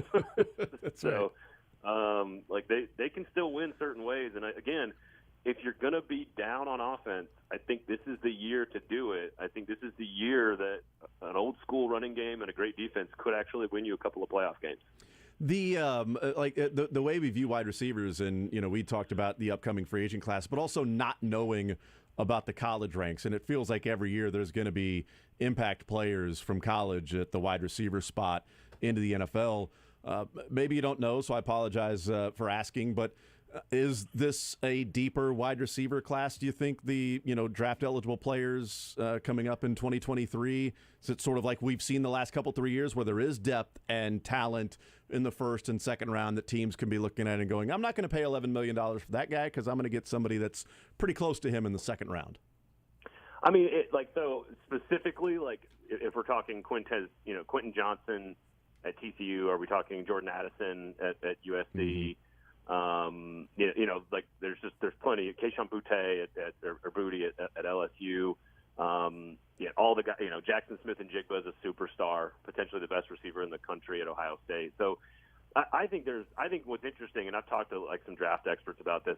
A guy that's close to the Mizzou family, I believe, Matt Miller is a friend of mine, and I talked to him about this a lot, where we have like philosophical discussions about that position. Because if you're going to run 7-on-7 year round, like not even just in Texas now, it's year round everywhere, right? You're running 7-on-7 as high school players, and what happens is you're going to eventually going to trickle up to the most polished classes of receivers that we've ever had. If you are running, it's just to me it's like basic math here. If you're running your route tree, 10,000 times a year as a freshman, sophomore, junior, and senior in high school, and then freshman, sophomore, junior, and senior in college, and you're doing it 12 months a year, whereas you used to play basketball in the spring in high school, or you never had a 7-on-7 tournament in the summer, and you'd have a practice and camp, and then you'd play your season, and then you'd go back to baseball or soccer or basketball.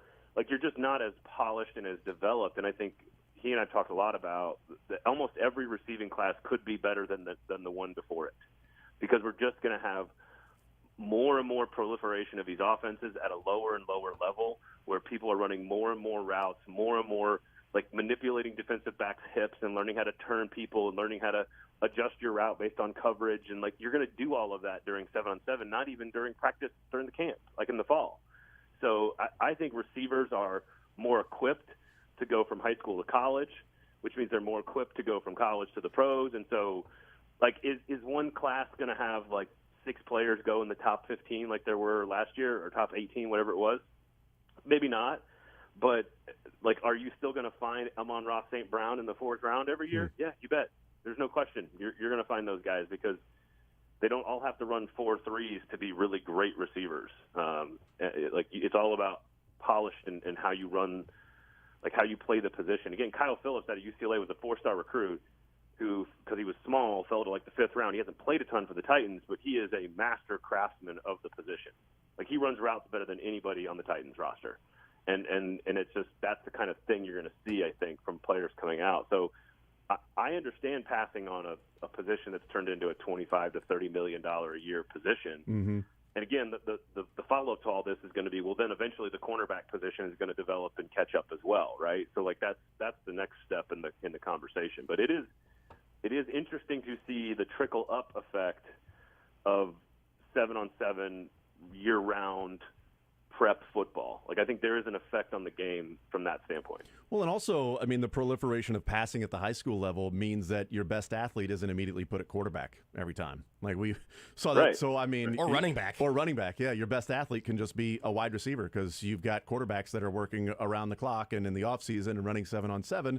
And it's not just we're running the triple option or we're going to hand off here. It's, no, we got a quarterback, and it might be the best athlete on the field who can also throw the football, because Kadarius Toney was also a pretty damn good quarterback and can apparently throw it 70 yards in the air. So he's got a good arm, but you can put that guy who's a natural wide receiver at wide receiver in 7-on-7, and they get better and better. And with so many guys that are making impacts from the draft, I wonder if we see this bubble burst in wide receivers, because I compared them to running backs in that not the same way. It's where running backs feel like, well, it's all based mainly on the offensive line. They can be a dime a dozen. There are your outliers like Derrick Henry and Christian McCaffrey and things like that, of what and Saquon Barkley, what they can do in yards that are picked up that aren't blocked for. But the wide receivers are becoming so good, and there's so many of them that are as polished as you talked about, Braden. And if I can get 80% of this guy for 40% of the cost, well, I'm not going from Jerry Rice to, Treylon Burks, or Sky Moore. Well, whoever it might be. But that's the exact calculation. Like, am I going to spend? Can I get? Because Treylon Burks, frankly, is very similar in skill set to A.J. Brown. It is why they wanted him. It was his comp coming out of college. Mm-hmm. It just was ironic that it worked out the way it did. But, like, if you want a big 6'2", 215, 220-pound guy who's going to attack the football and make people miss after the tackle, like Treylon Burks is, and you want him to run like 8 to 10 to 12-yard dig routes off play action, like that's what A.J. Brown and that's what they want Treylon Burks to do. What's interesting is if you look at every single one of those names that changed hands this offseason, I'm not sure. I don't think a single one of them was a first-round pick or the guys that got paid, right? Like A.J. Brown was a second-rounder. Terry McLaurin was a second-rounder. Tyreek Hill fell for different reasons, but different reasons. But still, he wouldn't have been a first-rounder with that. I mean, because he wasn't really looked as a wide receiver. He was unpolished. He had so much to learn about the wide receiver position, which is why it took him a while to start getting more and more reps, is because he had to learn how to be a wide receiver. Yeah, he had a whole lot to learn about a lot of things. Yes, true. Like Devontae Adams. Like, again, we can go down the list. Like, all the guys that got the big paycheck, Cooper Kupp. I don't think a single one of them I don't think a single one of them was a first-round pick. So, again, I think to your point, it's a mixture of both. It's becoming a premium position that's going to cost you more, but so therefore eventually it will work their way up draft boards. But at the same time, you're still finding them everywhere. Again, Amon-Ra St. Brown was a fourth-round pick. Like, you can still find guys that are extremely productive and successful and talented, especially in the second round. I think the second and third rounds in particular are places where you don't need to get. I mean, again, Michael Pittman, not a first-round pick, right? So, you can get a guy that just for whatever reason isn't like the 12th overall pick, but you can get a guy that's 89%, 92% of that in the second or third round, and that's as long as you are running in a good offense with a good quarterback, that a quarterback will make you a better player, obviously. Braden Gall is our guest. How much around there is there talk of the Titans and Chiefs, and how much is it the lead up to this massive game with Tennessee and Georgia coming up on Saturday at 2:30, which is, set your calendars, set the time, all of that stuff, because I can't wait for that one.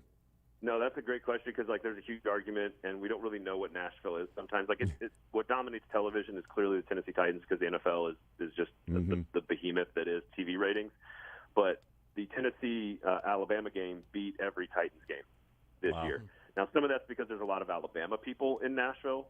Tuscaloosa is just a couple hours down the road.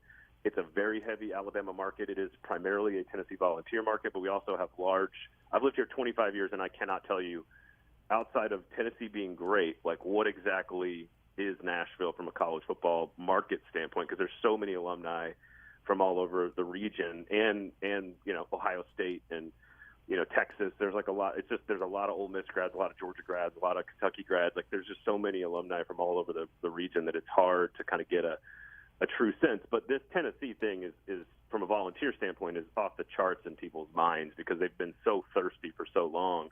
The Chiefs game, there's a lot of people that I know that are both Tennessee Volunteers fans and Titans fans. And what's fascinating is the Chiefs game is sort of house money for them right now, I think, because they just won a game against a divisional foe on the road, 10th straight road division win, by the way, which is second longest in NFL history.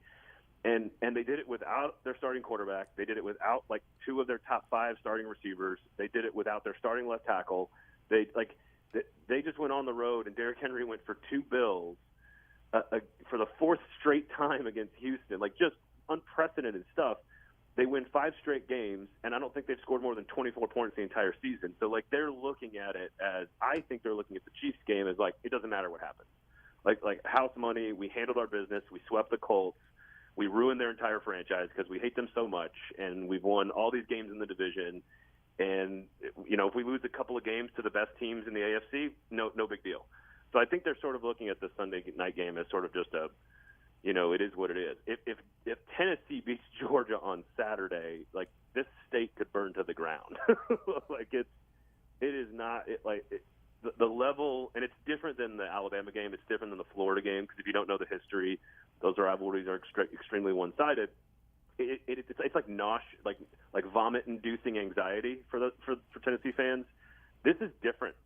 This is a different place to be because Tennessee has not been in this place where they have everything to lose. Like, this is not a normal situation psychologically for the players, the program, and the fans. So this is largely uncharted territory since, I don't know, 2007, maybe back when I was in college there in 2003 and 4. Like, this is a different place for Tennessee fans to be. So it's absolutely what I imagine will be number 1 versus number 2 or number 1 versus number 3 when the rankings come out tonight on CBS at 2:30 God's time on Saturday. It is all about that game right now.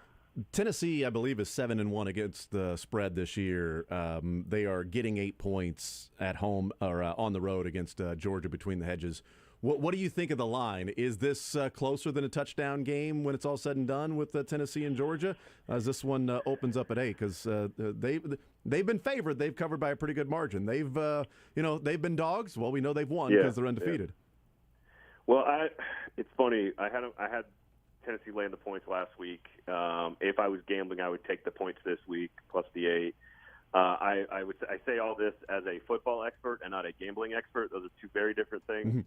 But I'm having a pretty good year, so I'm feeling confident about this a little bit more so than normal. I mean, it just seems like it's a far more even football game. Like I would honestly give it a 50-50 shot. Like Georgia, Tennessee hasn't, like, they kind of took LSU out of the game a couple of weeks ago on the road in Baton Rouge, 11 a.m. start time, which is a little easier when you're playing LSU. You know, the opening kickoff hits the guy in the face and Tennessee recovers and, like, scores a touchdown. Like, they kind of deflated the balloon quickly, and so they haven't really had to face an atmosphere like this, and we know how different Alabama is on the road than at home. So I think there's some elements of this that we just don't know. They have not faced a defense probably as talented as Georgia. I think Pittsburgh's defensive line is pretty good. Alabama's defensive line is pretty good. LSU's defensive line is pretty good. But 1 to 11, they haven't faced anything like this, and it's going to be on the road. There's a maturity and a depth to the Georgia program. You know, when you play in championship settings basically every year for 5 or 6 years, there's just a different level of confidence. And so the question around Georgia is, are they just simply waiting to turn it on, and they are truly the best team in college football, probably going to repeat, and they're not the team that played Missouri?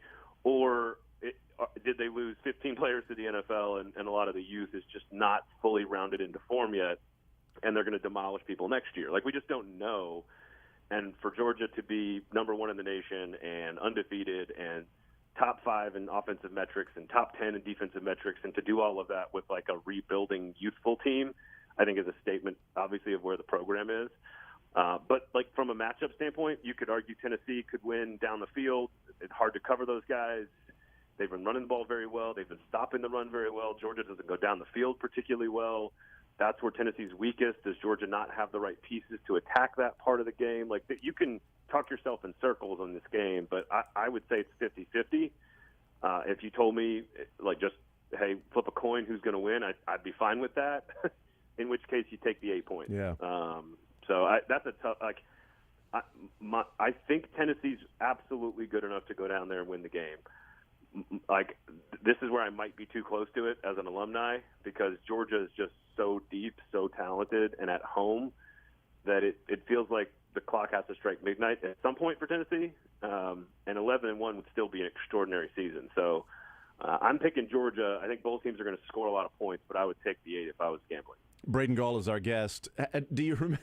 I mean, I hate to ask, like, do you remember, because then you're trying to think back to all the years, but a performance like K-State against Oklahoma State, where you're talking about a top 10 team that doesn't have a rash of injuries, that all of a sudden they had all these guys injured the week before, top 10, and you actually have a backup quarterback in the game, and you win by 48, and you win 48-0. It was just as impressive, surprising, a lot of different ways to describe that game of a beatdown with Kansas State over Oklahoma State. What happened in that? Was that Kansas State just showing their dominance and how good they can be, even with Will Howard? Oklahoma State exposed. Like, what do you make of a 48-0 win? Well, and I don't have the numbers in front of me, but I thought I saw a stat like scrolling around over the weekend about, only 3 times or something has a team unranked beaten a top 10 team by more points or something, one of those kind of stats, right? Where like, unranked versus top 10, more than 48-point margin of victory, and a shutout on top of that. Like, I think some of it is Oklahoma State was playing, and this is what my concern would be if I was a TCU fan. If you are just going to continually play extremely close one-score games, like eventually that's going to get you. And Oklahoma State had kind of been doing that. TCU's definitely doing that. To your point, though, like it is one of the most college football things I've ever seen in my life. Like there is no real explanation for like Kansas State to be ripping off huge chunk plays. Like just run, like, oh, we're just gonna have a 40-yard run. Oh, we're gonna have a 50. Like there was nothing fluky about it. There was nothing, like you said, there was no injuries, and you're going with a backup quarterback. And again, it's one of the most impressive wins of the entire season by anybody in any conference at any point during the year. To look at, so I had the kids. So I was flying solo with the two little ones on Friday and Saturday, and we had some plans in the middle of the day, so I missed the middle window. And like, I watched Ohio State, Penn State, really entertaining football game, getting ready for like the night stuff. I come back into the house with the kids to like get them set up, and I turn on the TV, and I'm like flabbergasted at what I'm seeing. Like, how did this happen? How did we get here? What took place? And you can't even like read the box. You can't study it and understand how it happened. Like Oklahoma State is a good program. Like this is with a quarterback who started like 50 games. Like there is no real excuse for what took place other than just you had a bad day and Kansas State's really good. And and that's at some point you just got to say, and this is what Tennessee fans want to hear right now. Like at what point are people just going to look at us and be like, no, we're really good. Like that's it. Like because I'm a doubter of Tennessee's defense, of Tennessee's upside, of Tennessee. Like I'm a doubter of all these, like Oregon. Like I have my doubts about TCU. Like there's just certain teams that you're like, I just don't know if I believe it yet. And at some point, a team does something that just goes, all right, shut up, dude. Like, like we're really, really good at football, and you just need to be on board. And again, I mean, the TCU game and how it played out, and then the Tulane game and how it played out. Like, you don't want to play the what if, but I mean, right now it's TCU, Kansas State poised for a rematch in the Big 12 title game. Tulane might be the biggest what if, and I know they're ranked, but you find a way to win that one, and you're sitting 7-1 and 4-1 in conference, and if you win out, now all of a sudden you're talking about the playoff. You're talking about being there in the top four, depending on what happens around the country. Yes, but that being said, Tulane very good, so there's no necessarily how it played out.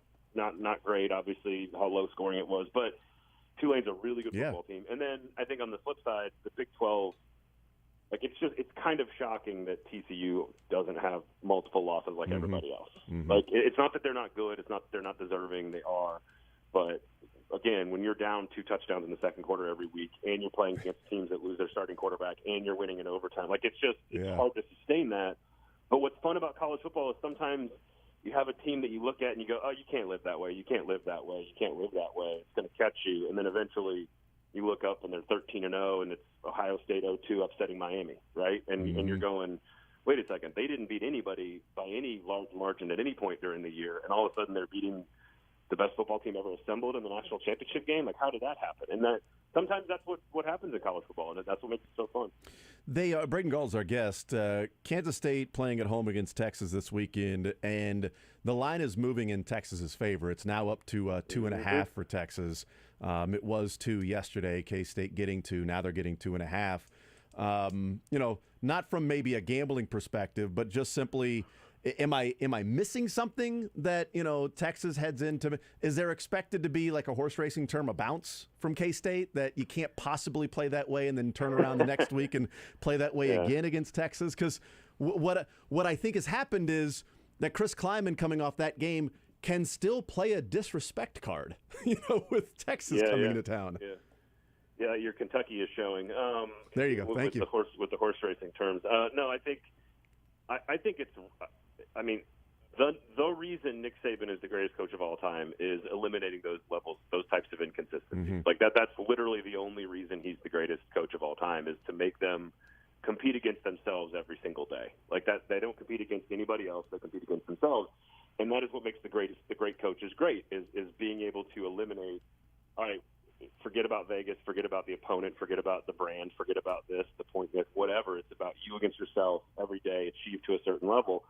And it's just, that's so hard to do. That is just an incredibly difficult thing to do. I don't know how you could maintain last week's levels of performance, even though Will Howard showed us some, like the week before, to get out to the big lead on TCU, right? Like he showed the ability.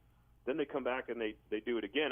Texas, the problem with the Big 12, I would say the enjoyment of the Big 12 to Kansas State fans, the problem is that it's just anybody can beat anybody, and Texas can absolutely beat anybody. They have the talent to beat anybody, and they sure. I mean, Kansas State and Texas have played very weird games over the years. Like it's a strange rivalry where the road team wins a lot of games, and that's the nature of the Big 12 right now. Like Baylor could be in the Big 12 championship game. Like that's where we are with this conference right now. Like it's still just such a wide open, crazy fun league. Like this is one of those games where Kansas State wants to declare itself. Last week was a statement, but to say, hey, we're going to take care of Oklahoma State and Texas, and we're going to have one loss, and the only loss is to unbeaten TCU. Like we're setting ourselves up here because TCU's got some games it could lose. So it's just a wide open league, and that doesn't surprise me at all that Vegas is. You know, big brands tend to get more bets, so you're going to get bets on Texas. So you're trying to split the money. Vegas's motivations are not necessarily to tell us exactly what's going to happen. So you kind of have to take that into account, obviously. I want to look at the other two local teams. Mizzou goes to South Carolina and gets a win, and I didn't understand the line moving to Mizzou's favor, and obviously I should have. They win by 13 against South Carolina, and then KU gets Oklahoma State off the 48-0 drubbing, so I don't know if they are going to be wounded and looking to exact some revenge or just simply show that they aren't that team, and KU happens to be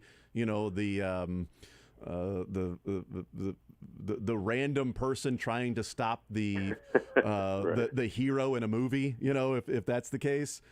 But Mizzou needs 2 more wins to get to bowl eligibility. They've got New Mexico State, so they really need 1 win against Kentucky or at Tennessee, which ain't happening, or Arkansas at the end of the season. KU needs 1 against Oklahoma State, at Tech, versus Texas, and at Kansas State. Either, none, both end up bowl eligible this year? I would say each gets 1 more win. How about that? Okay, so KU goes to a bowl, Mizzou does not. That would be if I was gambling on it, that would be my bet. But, I mean, right now the way that Kentucky offensive line is playing and the way, the Missouri defense has turned itself around in 1 year, it's like that.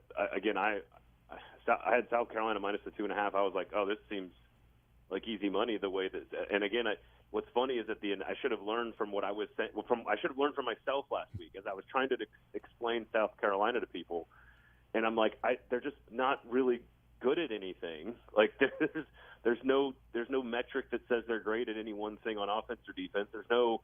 They don't have a ton of talent, but like they figure out ways to win football games through a lot of things like special teams and field position, and again, his last name is Beamer, but it was to see that score at home against Mizzou, you just got to give Missouri a lot of credit for that and how they've played. And again, Auburn, God, you're just going to kill yourself over the Auburn game because the only game Auburn has won in the SEC in 9 tries was because Missouri untouched fumbled the football at the goal line and missed the field goal. And Missouri's probably going to miss a bowl game because of that game. And so that's the one that is going to be super painful. But that was a really impressive defensive showing.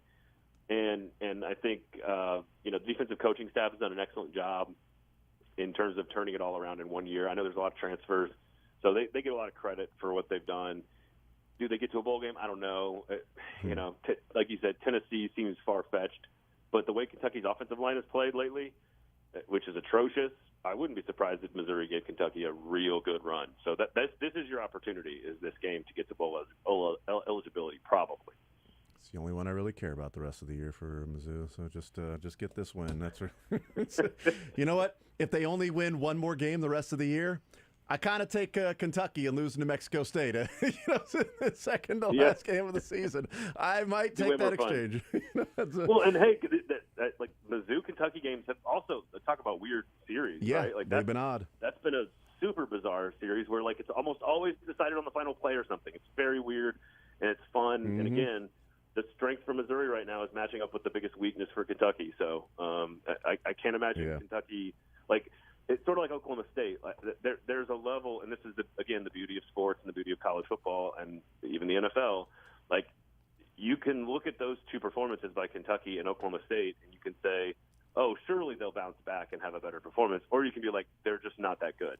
And you don't kind of know which one it is until you kick it off the next weekend. Well, for the local schools, I hope that they're just not that good. And KU takes care of Oklahoma State, and Mizzou takes care of Kentucky, and maybe they meet up in a bowl game. You know, maybe that happens. Who knows? There we go. That'd be cool. There we go. Braden Gall, 440 Podcast Network, ESPN Radio, Athlon Sports. Braden, you're the man. Really appreciate the time, sir. Enjoy the game on Saturday with the big one, 1v2, and enjoy the Sunday night football game as well, Titans and Chiefs. Thank you, sir. Oh, and how about this? LSU outright on the money line over Bama. How about that? You said it. You're on record. If that happens, we will play this back for you. Are you paying it for me, or like, are you going to Venmo me and then I'll put that $5 down for you in my account, or how do you want me to place that? No, add a couple zeros, then we can start talking. All right, Braden Gall's going to send me $500 on Venmo. This is going to be a cool day. Thank you, Braden. Appreciate it, man. All right, boys. Later, man. We got that down. LSU money line over Bama. What's the number? I'm gonna go check that out. You already knew my fingers were typing. That one in LSU and Alabama. What time is that? That's a night game, probably. Still in the NFL section of the DraftKings app, which I honestly think Bama should be included in. That is a 6:00 game, and it is in Death Valley, and LSU is plus 400. Plus 400, plus 13.5. You're getting 13.5. Plus and 400. He's saying outright. All right, Braden. You know what if I just went ahead and $5 done. $5 LSU money line. I did it, Braden. He's not on the line anymore, I imagine, but I want to know next week. It was worth $5 for me to be able to yell at him if he cost me $5, or if he makes me whatever that was, 20 something. Mm-hmm. I'll I don't know, buy him a drink. You know, you parlay those 2 6:00 games that we talked about with Kansas State and Texas. You parlay the money line for K-State, that's getting 2.5. You parlay that with LSU money line, that's plus 1,000. Just saying. I think K-State wins. Parlay that with Mizzou money line. Nope. Okay. No, because I do think K-State wins. I have no clue. There are some screwy games that have taken place in that series, but the K-State Texas, I think this is the rare moment where a team is top 15 in the country, facing an unranked team that just beat the snot out of a top 10 team by 50 points and is playing at home and can play the disrespect card. That Chris Kleiman is, they still don't believe in you. Then parlay that with the Titans money line. I see where you're going, Jason. Uh-oh. Not going there at all, because that's absurd. Field Yates. The Bears are trading for Chase Claypool. What? Wow, how about that? Okay. Chase Claypool was talked about being moved, and I thought it would be for a contender. Schefter just retweeted it. I wasn't doubting Field. Really? Yes. He said, really? Well, hold on. Okay, Schefter did now. I love that you're like, really? And Beard's like, no, Schefter tweeted it too. So don't be surprised by Field. Huh. Maybe the reaction is Chase Claypool being traded. Yeah, it's really the Bears is what interests me. Got to get some help for Justin Fields. You really do. I mean, we've kind of tiptoed around some of this conversation. We'll have it more later, I think, on quarterbacks and receivers and that symbiotic relationship. That's an interesting move for the Bears to make. I kind of like it, not knowing the cost. Yeah, well, you got Darnell Mooney. Yeah. Now you got Claypool as opposed to Mooney and then Equanimeous St. Brown. That's kind of interesting. Yeah, and then I don't know who. Not sure. Yeah, neither did they. Not sure who the Bears have. I mean, I know Pringle's there, but he hasn't really played much. I kind of like this, again, not knowing the cost yet. If it was a 6th-round pick, it's a great deal. If it was 14 first, it was probably a bad one. I'll let you know after the break. More Zone next. Want to see more of The Zone? Watch the show live on the Sports Radio 810 WHB Facebook, Twitter, YouTube, and Twitch.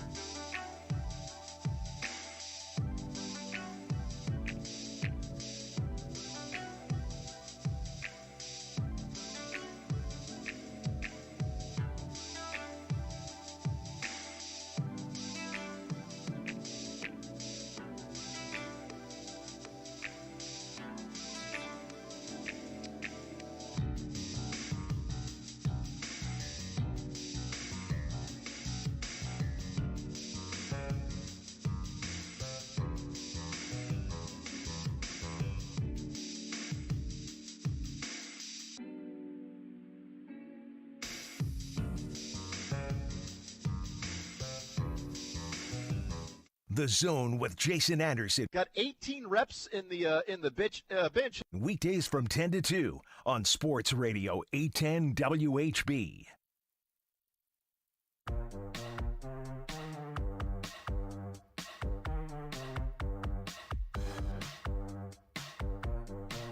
All right, we'll continue right here on Sports Radio 810 WHB. Haven't seen what the price is for Chase Claypool. Second-round pick. Second-round pick for Chase Claypool. Second-round pick, yep.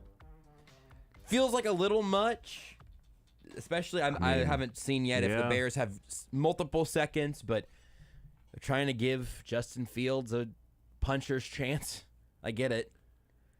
I mean, did they have to go to a second to outbid the Packers? Like, I'm not even joking. Like, because jokes about the Packers are certainly there. That you've got the Vikings and the Lions. You've got two teams in the NFC North that have traded for pass catchers, and neither of them are the Packers. Like, did they have to then go? We're going to get a third from the Packers there, Poles. All right. Okay, we'll give you a second. Packers are like, we'll give you a fifth, and that's it. Seriously.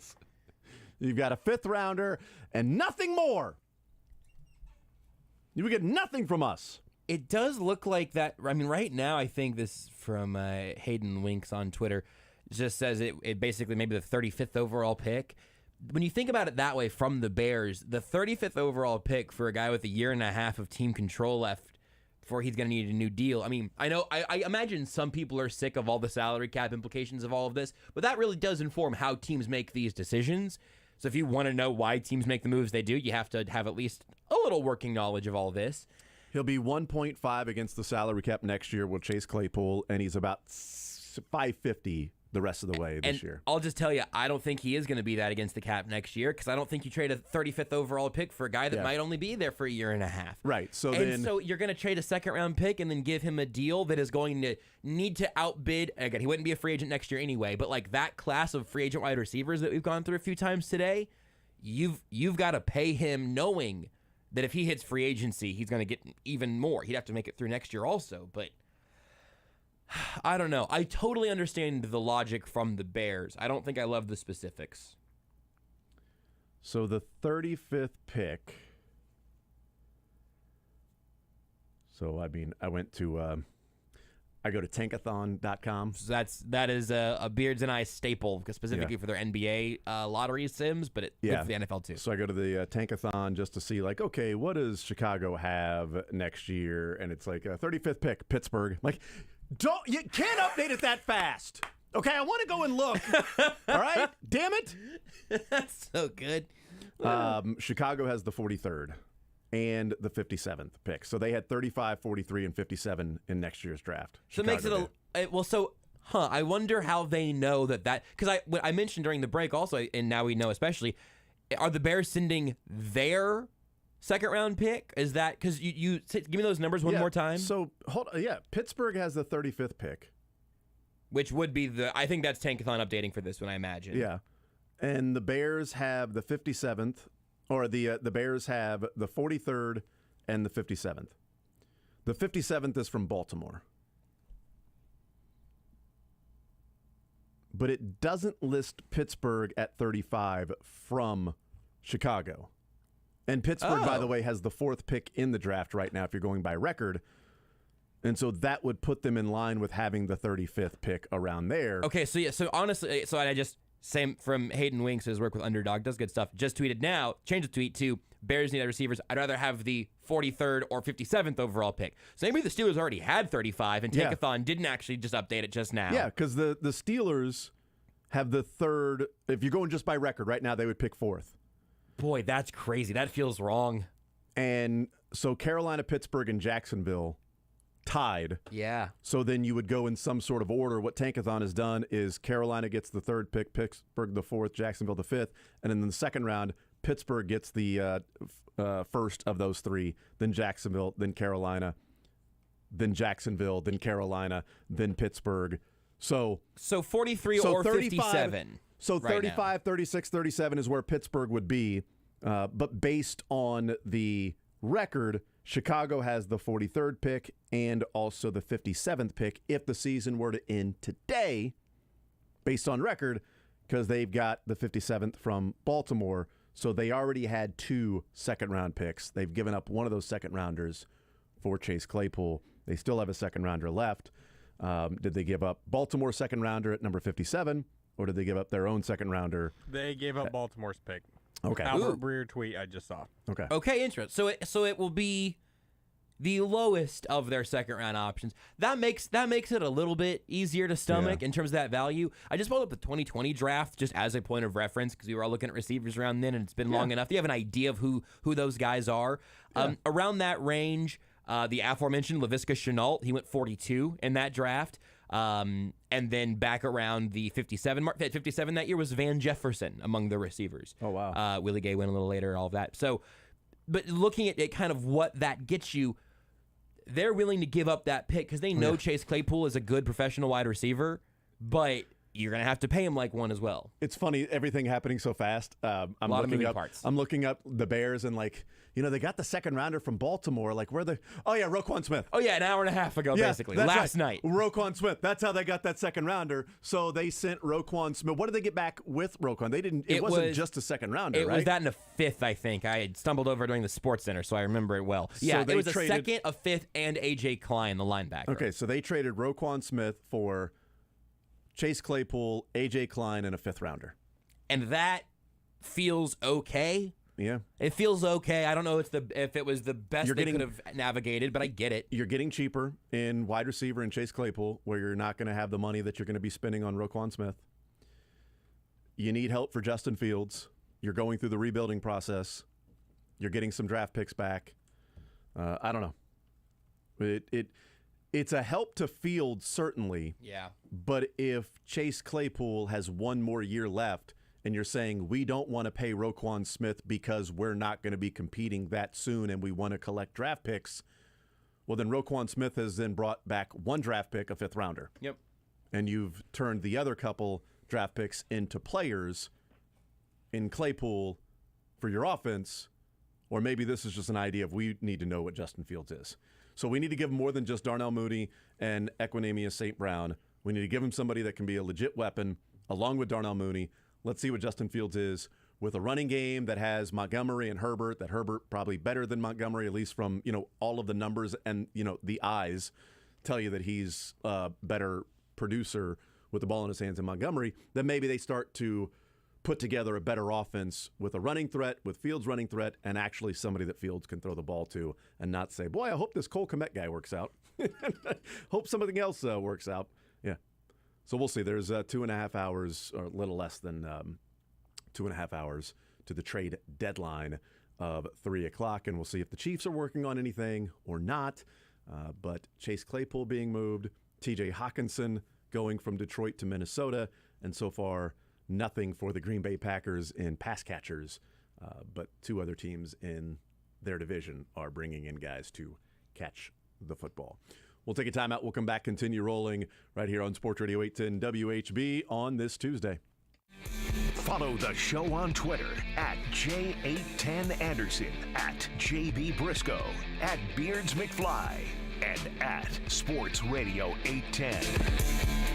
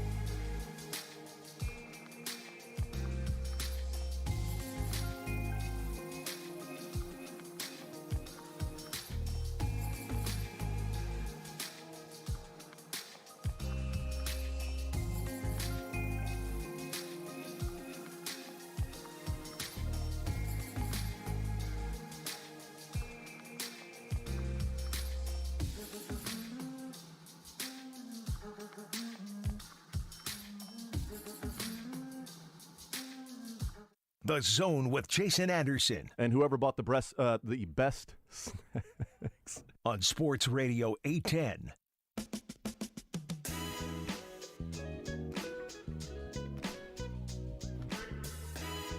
All right, we continue right here on Sports Radio 810 WHB. Jason Anderson with you, Josh Brisco and Beards. We head up until 2 o'clock. The program Whistler and Petro comes your way at 2 o'clock. Tonight, 6 o'clock, Hawk Talk with Bill Self. They get underway in just a couple of days against Pitt State. Thursday. And then World Series Game 3 tonight, right here on Sports Radio 810 WHB. Trade deadline coming up in just a couple of hours. Josina Anderson just tweeted, as of 8 a.m. this morning, I'm told, quote, it was looking like Green Bay was potentially going to offer the best deal for Chase Claypool, per league source. Obviously, the Bears have swooped in and nabbed the Steelers wide receiver.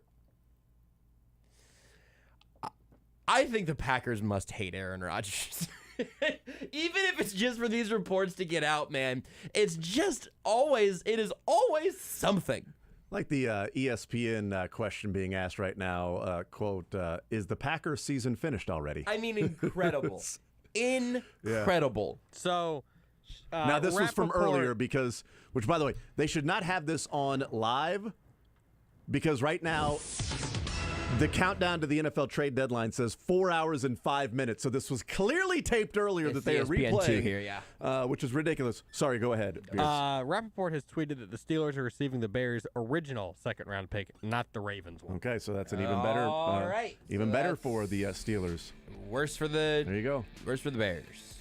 So the Steelers are moving on from Chase Claypool, and they're moving forward with Deontay Johnson and George Pickens as their receiving group. Does Rodgers just retire after the trade deadline if nothing happens? He might retire before it. Either would be funny. If he retires in the next 2 hours. He and Brady are going to go start a podcast together. It's going to be unlistenable, and it's going to make millions of dollars. Well, look, here's the thing. Everybody talked about it this offseason.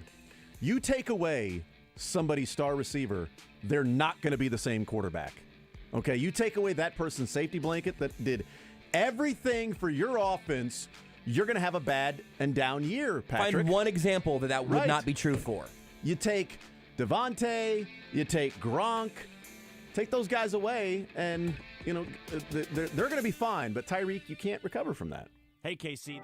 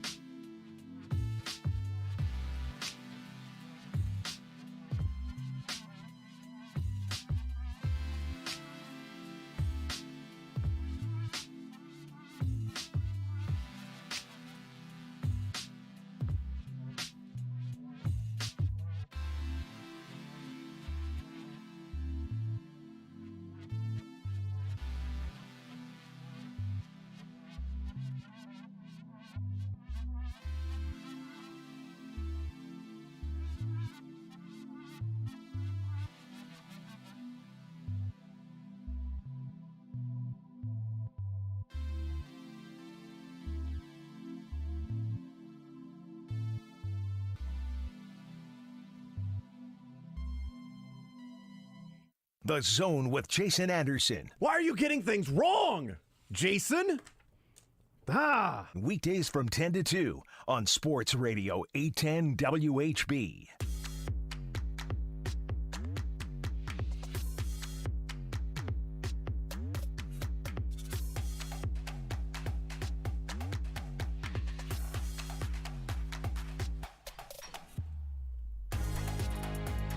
All right, heading until 2 o'clock. Sprint Petro comes your way at 2 o'clock.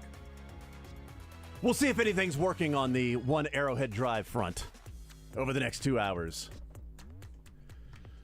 You know, I'd really doubt that they're going to be in business of trading, a second-day draft pick for any of these guys that are out there and being talked about. I'd be shocked if that was the case. It's not going to happen. 1 hour later. All right, Chiefs trade for Kadarius Toney, a second-day draft pick, not named Brandon Cooks. So we'll see what happens over the next couple of hours or so. Here's the thing. It would suck if they traded a fifth-round pick for Aaron Donald. Let's not do that. No. Well, what you already have Chris Jones. Exactly. Figure out a way to get better. NFL has weirder trades than other sports, I think. I don't know why it is. Maybe teams just value different guys and different things so incredibly differently. Why do you think we've seen the increase at the trade deadline in the NFL? Because it used to be quiet. Yeah. Right? There were hardly ever any trades, and it was like, oh, the trade deadline came and went. Oh, yeah, okay, cool. I guess, the trade deadline it didn't matter. Baseball trade deadline was like a month and a half leading up to it. Who's buying? Who's selling? Who are the players that are going to be moved? Who's going to be helped out the most? What are the best players on the market? The NFL was never like that. Now it is, and I mean, the first thing that comes to mind is teams that look at it and say, salary cap league, the draft picks and how important they are, and how interchangeable some players can be at a certain position, and not willing to pay the price of that player and wanting to get the draft picks back because you're not close to winning, as opposed to the team acquiring them that you feel like you're getting better value out of that guy, even with the salary cap, from what you can get with that draft pick, and you feel like you're close to winning or looking around at the league. That's the first thing that comes to mind, is maybe just the view of draft picks and the value of the draft picks and how cheap they can be in the cap league, especially with quarterbacks and now wide receivers that are getting paid higher than some quarterbacks. I think that there's probably some chicken or the egg to this, or some sort of, snowballing effect of once it starts happening more, other teams go, well, you got a little better. We want to get in on this, or we think we can improve here. But I think maybe the biggest thing is just that in a league that absolutely prides itself on parity, you get yourself 8 games into the season and realize, oh, we're closer than we thought, or we're worse here than we thought, or I don't want to tell my fan base to wait until April to find out what we turn this third-round pick into, and maybe they're tired of watching Patrick Queen cover guys, so we'll trade for Roquan Smith. That one's very specific to the Ravens. That was a second and a fifth, I believe. I think that action spurs action in that way, where if everyone's very siloed and everyone's afraid to move a draft pick, you're probably going to get kind of a paranoid league out of that. But now that the floodgates seem to open, you find teams who are willing to be optimists about their own roster and their own spot in a league where there are like 3 teams who legitimately are definitely not making the playoffs. I'll look and see if that list is actually a little longer than that. But there is some shocking stuff through the standings every NFL season. And if you're a team like the Bears, you're getting a Chase Claypool type to try to help you identify if your quarterback is the guy or not. There are different teams with different metrics, I imagine, leading to all of this. It's also interesting the way teams go about building their teams and building just, offense, defense, whatever you might value. Mm-hmm. Because you mentioned Baltimore, and it pops into my head that it's like, we see the Chase Claypool and TJ Hawkinson being traded, and obviously Baltimore you wouldn't think would be in the business of trading for TJ Hawkinson. Mm-hmm. But it's like, offensively for the Ravens, Bateman's going to be out for a little bit. Andrews has had a knee and a shoulder injury. You need some help for Lamar. You traded Hollywood Brown. You need some help for Lamar. Trade deadline comes, and you go and get a linebacker. It's like, well, wait, what? Just Chiefs, defensive end. Yep. You need help rushing the passer. You got to go and address that. You get a wide receiver. Yep. Well, you already had it. Like, what teams value? And the Ravens say, yeah, we could use some help there, but we have to make sure our strength is our strength. And the Chiefs saying, yeah, we could use some help there, but we also have to make sure our strength stays our strength. And by trying to get better defensively, we don't want to then slip in what is what our team is built on, which is the Chiefs' offense, playmaking, ball in the hands, creating plays, yards after the catch.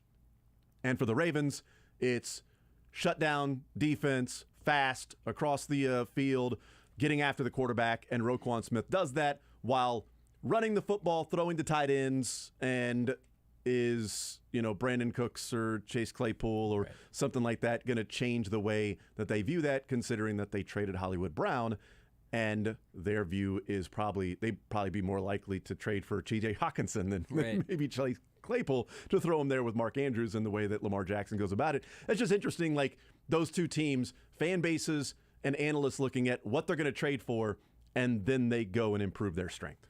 Well, and even more granularly than that, like you can look at how teams value individual traits. The Giants were done with Kadarius Toney. It seemed like by this trade happening, and they got a nice return for a player they had more or less kind of let the ship pass on, it seems. But they said, hey, we'll take some draft picks, and we're going to try to use this to bolster what we got next offseason. We're working on it.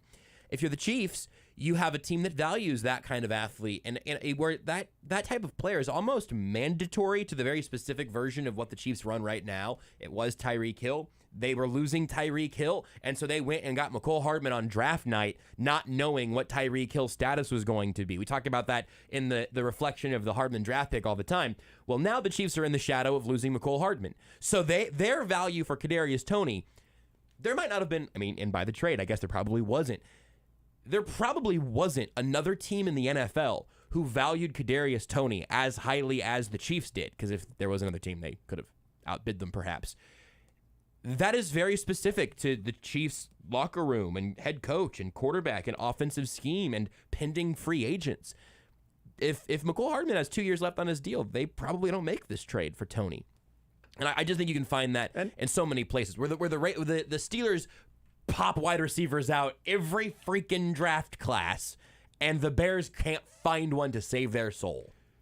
Along with the McCole for a couple more years under the contract, and if the wide receiver market didn't just go on steroids this offseason, where you're looking at what you're going to have to pay for some of these wide receivers, where's the value, and do you use that third rounder on somebody that is going to be as good as what you think Kadarius Toney can give you? Right. While not paying McCole Hardman and Juju Smith-Schuster, because in one offseason, Tyreek Hill, Devontae Adams, A.J. Brown, Cooper Kupp, Deebo Samuel, Christian Kirk, Mike Williams, all got a boatload of money and just completely I shouldn't even throw in Mike Williams because it's really Christian Kirk. Mike Williams got like representative value before the wide receiver market went crazy, because did he sign that before Kirk? And he's like, I think he signed his right before DJ Moore, maybe? Or DJ Moore signed his earlier. Yeah. Agent, I hate you. Yeah.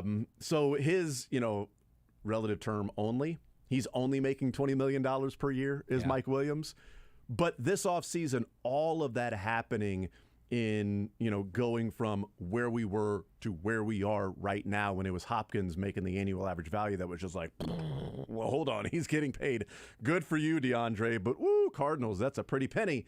And they didn't want to pay Christian Kirk that money. They paid DeAndre Hopkins, but not Christian Kirk. And so we see what the price of doing business is with wide receivers. So McColl not being under contract after next year, Juju Smith-Schuster not being under contract after next year, and the wide receiver market doing what it's doing has resulted in the Chiefs without Tyreek Hill and with Kadarius Toney. Yep.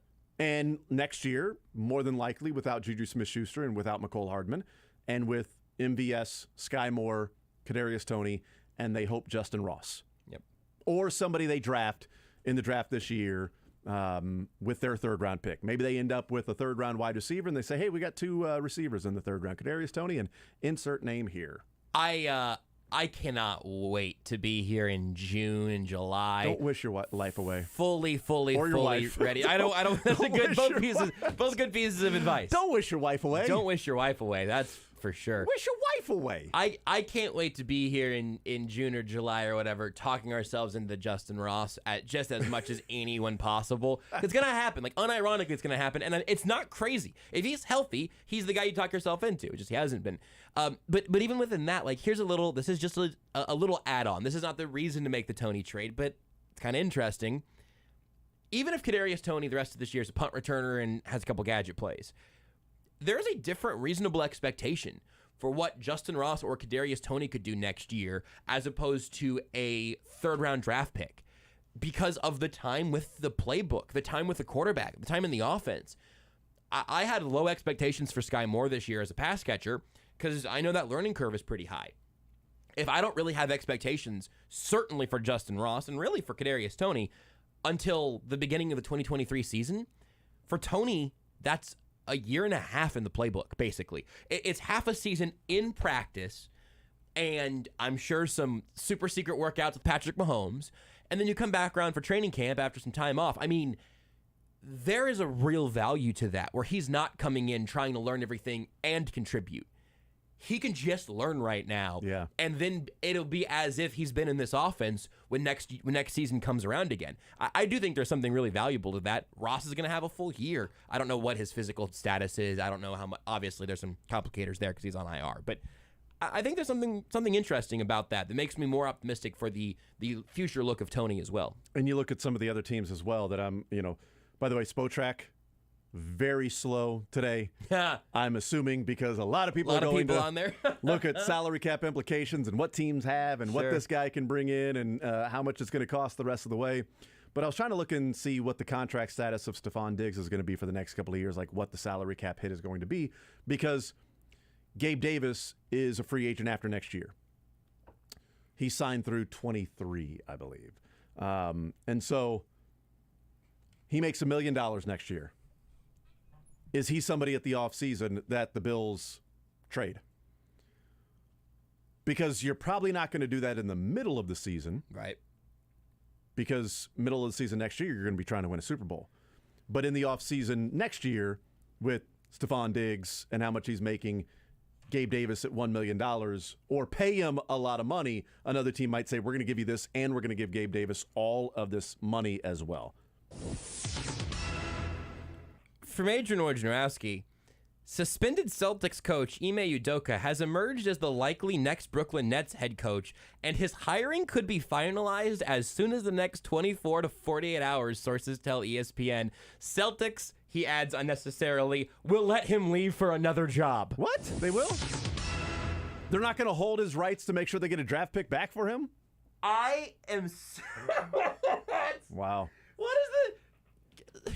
Is there a grown-up in Brooklyn? Is there anybody in the ownership group who would like to just make a choice? Is that rhetorical, or does Beards need to answer it? They're making some choices.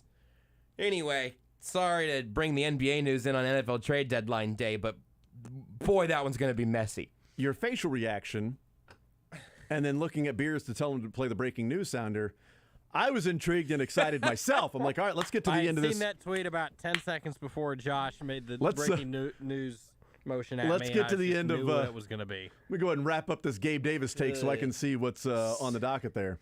It's just Sham says they plan to hire him, so this will be good. Yeah, so Gabriel Davis's first year of what would be his next contract. So he's got $1 million that he'll be against the cap next year. 2024, Stephon Diggs is $26.5 million against the cap in 2024. So, like, they're real decisions that have to be made starting to look around the NFL at different teams. Because in 2024, the cap number for Josh Allen, whenever the Spotrac thing comes up, I'll tell you about that in about 20 minutes, whenever that happens. But they're obviously going to have to make those same decisions that the Chiefs have made and discuss and analyze. And it's not losing Stephon Diggs, by the way. Okay, they're not. It's not the same decision because the Chiefs had to make a decision on Tyreek Hill. Right. Now, they had Travis Kelce already. Sure. So it's one of the two. Packers didn't have the number 2 to Devontae Adams, and they made the choice to go without their number 1 in Adams and hope they could piece it together. Having Kelce matters. Yes. Okay, it absolutely matters. Yes. It makes a difference. Very much so.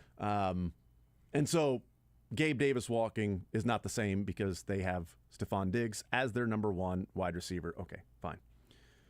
But there are decisions that are going to have to be made by teams that right now are the competitors against the Chiefs in the AFC, and what they do in a market that is ballooning with wide receivers and a position group that is becoming more and more saturated isn't the right word, but at least more and more populated with polished receivers that can come in and be good early in their career as opposed to, well, this guy just started playing wide receiver 2 years ago. Right. And it's going to take him a year or so. And boy, one of the more difficult transitions to the NFL is wide receiver, which was talked about a long time ago. Not the case anymore because the transition from high school to college wide receiver seems to be as easy as it's ever been, as smooth as it's ever been.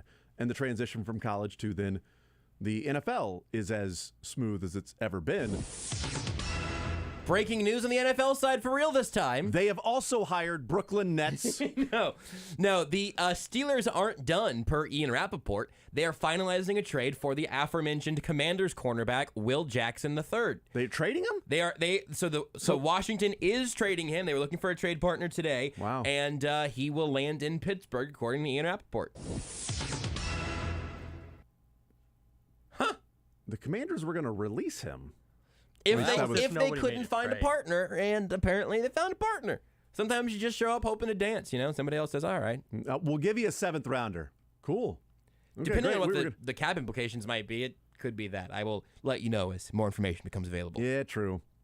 Because then, as opposed to just signing him, then you're going to have to take on whatever the base salary was with William Jackson, where the Commanders go and spend all that money in free agency last year. He was signed last year to a big contract, but...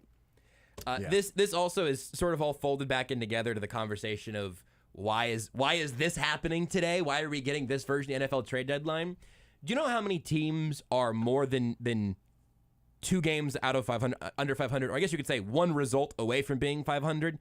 That's very convoluted. I'm not including 3 and 5 teams. If you're 3 and 5, you get a ball to bounce one way or the other, and now you're a 500 football team after 8 weeks of the NFL season. If you've already had your bye, you're looking at 3 and 4. Or 2 and 6. Yeah, actually, there are no 3 and 4 teams. There are nope. There's 1. It's the Rams because the Colts are 3, 4, and 1. The bottom of the league, 2 and 5 or worse, a sub 300 winning percentage, if you will. Out of 32, I think you're going to get really close. 12. There are 6. Oh, okay. Sorry, I did not. That's get a good close. That's a Beard's guess for me. I appreciate that. The Raiders are 2 and 5.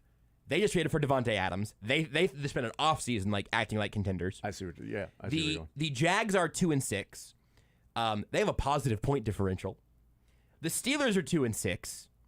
They have a rookie quarterback and are making moves both in and out of Pittsburgh. The Panthers are 2 and 6, an extra point away from leading their division. And then you have the Texans and the Lions who are toast. There are 2 teams in football, 2 out of 32, that right now legitimately I think can just say, we'll see where we go. And kind of entered this year that way.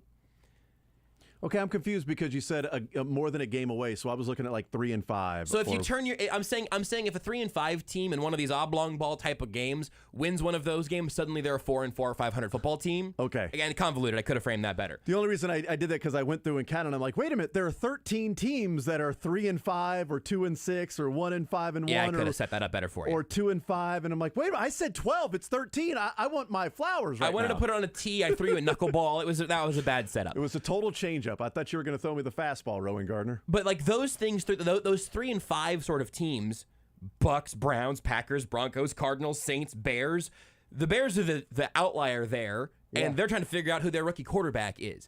I just think it's fascinating that even though now, yes, of course, you could certainly cut more than 2 teams out of the real contender chase, there are 30 teams that could have some sort of at least like striking distance view of what their organization is. That's incredible. That is not true in the NBA or in Major League Baseball. Well, and you mentioned some of those deals, like, the Raiders get Devontae Adams, and I know Denver's not a part of that because one game here or there, they're 4 and 4 because they're 3 and 5, but they make a big trade to go and get Russell Wilson. The Packers trade away Devontae Adams, and they're sitting 3 and 5 right now. The Chiefs trade Tyreek Hill, and they're 5 and 2, and he goes to Miami, and they're 5 and 3. Yep. Like, that's a trade that seems like it was beneficial for both sides. Yes. That the Chiefs have been just fine without Tyreek Hill, and the Dolphins are on a different level with Tyreek Hill and Jalen Waddle doing what they're doing, and Tyreek Hill pacing towards one of the greatest seasons for a wide receiver in NFL history, pacing for the record in yards and also close to the record for receptions in a season. Touchdowns will fall well short, but the yards and receptions, he is leading the league in both. He's almost at 1,000 yards and halfway through the year. He's been pretty darn good. Pretty good. So he's on pace for like 140-something receptions and 2,042 receiving yards. It would put him right around the receiving yards. It'd put him right around Calvin Johnson if there were only 16 games. Oh, that's an interesting point. So because Calvin had 16. Yards per game. Cooper Kupp had 17. So Cooper Kupp got close to Calvin Johnson in 17 games. Or did he play 6? I don't know. It doesn't matter. But Calvin Johnson, we know, in 16 games. So Tyreek right around there. It's been good for Miami. It's been just fine for the Chiefs.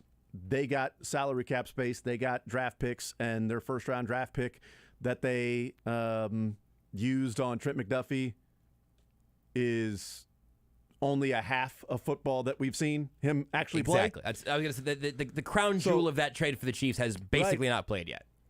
And for all of the talk about it felt like it was dominated by Patrick Mahomes and the Chiefs. And maybe I'm wrong. Maybe it was just they talked about Mahomes and the Chiefs and Tyreek Hill. Therefore, we viewed it as they were the most talked about. It might have been the Packers and Aaron Rodgers and Devontae Adams as much as the Chiefs and Tyreek Hill. But didn't it feel like there was a lot of Patrick Mahomes and the Chiefs offense is going to take a pretty substantial step back, even compared to like the Packers? Yeah. Like, it didn't feel like it was, well, Rodgers, he's not going to be the same quarterback without Devontae Adams. This Packers offense without Devontae Adams, good luck trying to find anything that you can move the football or throw the ball to. With the Chiefs, it was no Tyreek Hill. Well, good luck. Good luck, Patrick.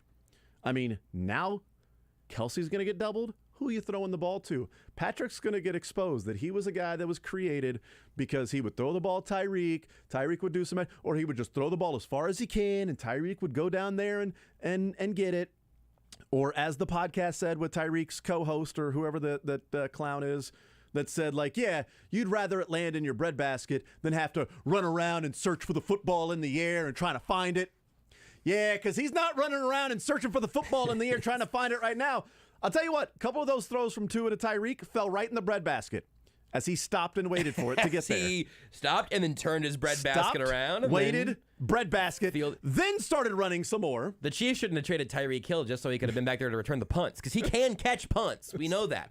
Because Tua's been doing it. Yeah, because for whatever reason, when Mahomes is scrambling, Mahomes just throws it up and lets Tyreek go and try to find it like it's some random person that's, it's like sending like a punt return or whatever. Just go. Yeah. Now you got to find the football Just in the air. A gunner that rips off a Right. blindfold after 15 yards. Right, and then you got to go and knock the football back to down at the 1 yard line. You just got to find it in the air yourself. All right, go, and then 10 seconds later we're gonna punt the football. That's what Tyreek was doing. In fairness, I do think Tyreek Hill would be an incredible 500 player. I mean, I think he'd be great at that. It's just not what the Chiefs are doing. Because he's damn good at catching contested passes. He really in the is. air, For a down dude the- who's down the 5'10", field. for a dude who's as tall as Yes. I am, you really would not buy that if you watched him jump and then watched me jump. But after last night's game, I just wanted to see, what Burrow is with and without Jamar Chase, and then compare that to Mahomes with and without Tyreek Hill to see if there is a difference between that, if there's a stark contrast with QB to wide receiver and the wide receiver helping the QB versus the QB and wide receiver being mutually beneficial to each other. Halloween last night, I didn't get to catch all that Monday night game. I'm sure some people missed it. Burrow still looked like himself, right? Still all good. He did. The Bengals probably won that game by quite a few, I think. So I put the numbers together. Pretty substantial. And here's what they are with and without Chase for Joe Burrow. Next. Follow the show on Twitter at J810Anderson, at JB Brisco, at Beards McFly, and at Sports Radio 810.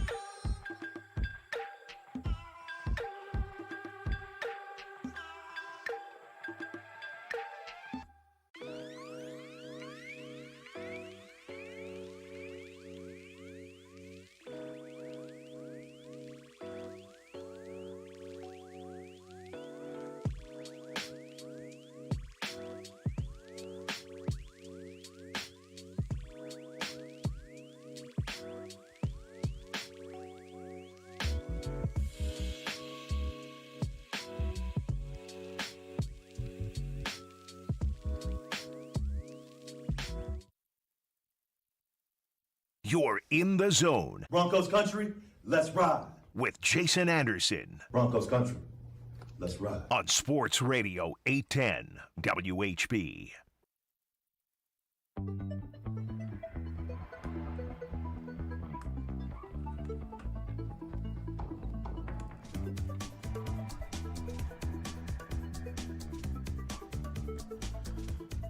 Okay, so Bradley Chubb has been traded.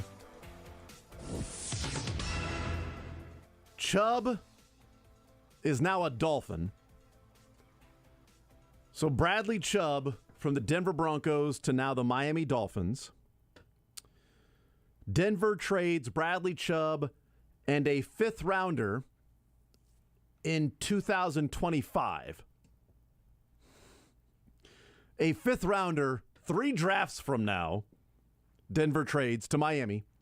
They get back Miami's 1st-round draft pick, which is the San Francisco 1st-rounder that's left over from the Trey Lance deal when San Francisco traded up with Miami, and Miami moved out. So they got this 1st-rounder coming up this year from San Francisco. A 4th-rounder in 2024, and running back Chase Edmonds from the Miami Dolphins, which, you know, as somebody who is relying on Latavius Murray in my fantasy draft, I'm not a big fan of the Chase Edmonds going to the Broncos, you know, because, I mean, come on. What a weird inclusion. Javonte Williams, you know, being gone, and Chase Edmonds is who Miami gave the most money to out of all. Like, they went and, you know, grabbing different running backs this offseason. They paid the most to Chase Edmonds, and Raheem Mostert is now their their number 1 guy. So it becomes expendable. And the Broncos needing some running back help because Javonte Williams with the multiple ligament injury may be out for a while. Melvin Gordon's probably not going to be on their team next year. Yeah. I doubt Latavius Murray they feel like is the answer.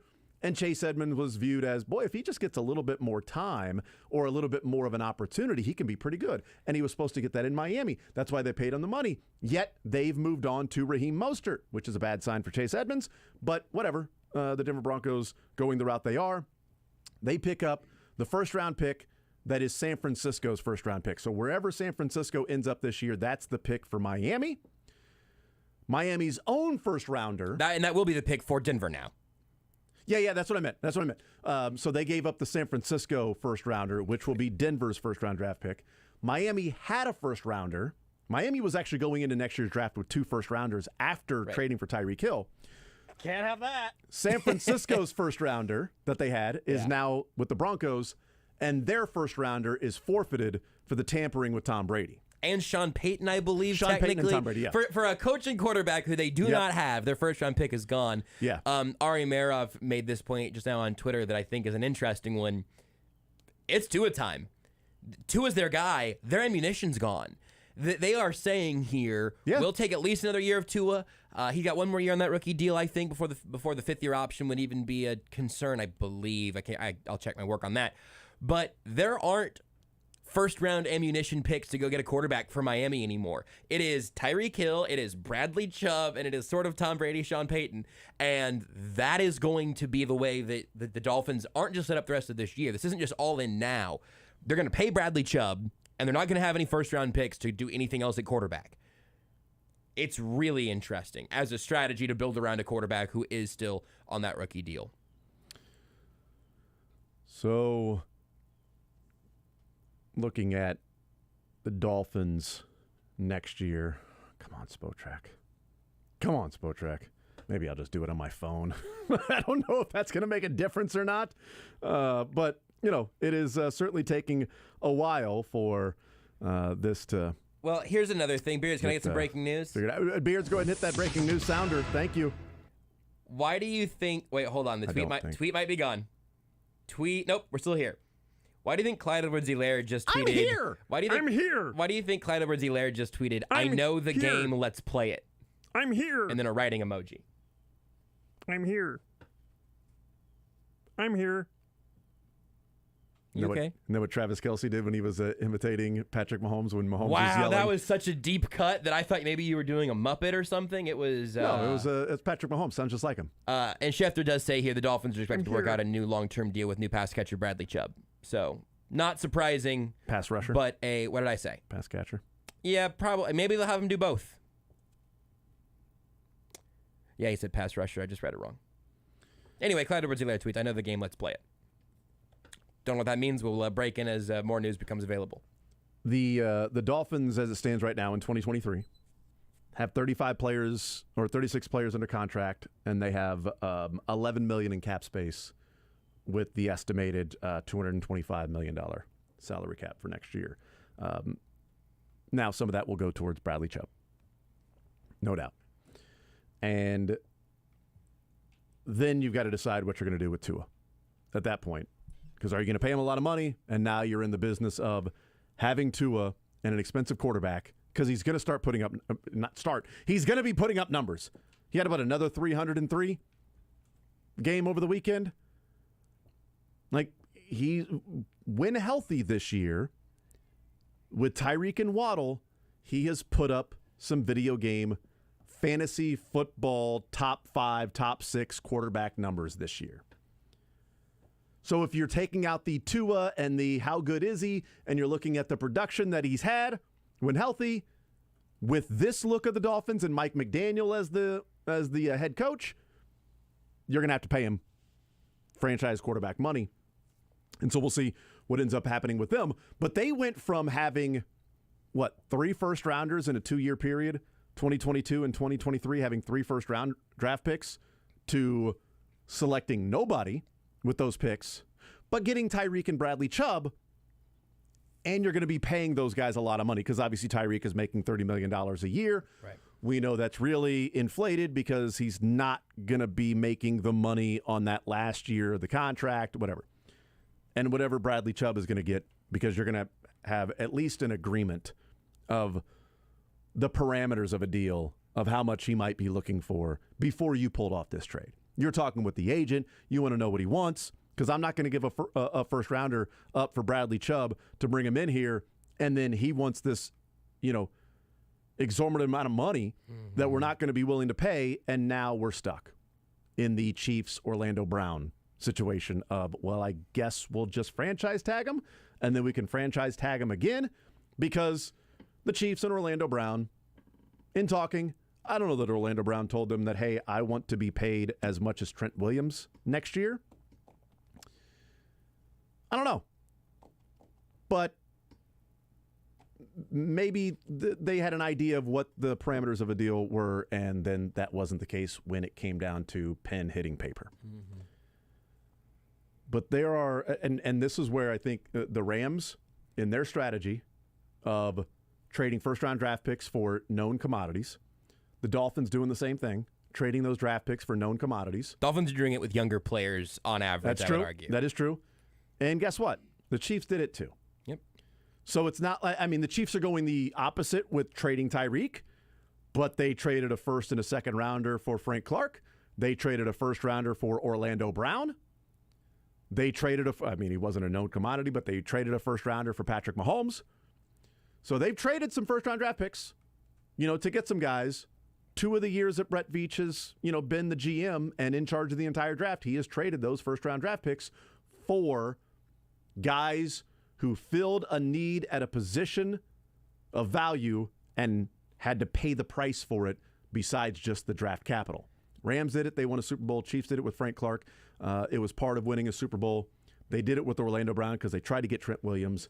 And the Dolphins are going that route of trading those first rounders for really good players right now. And we'll see what the cap does in a couple of years. And if it doesn't explode like we expect it to, we'll figure it out then. Yeah.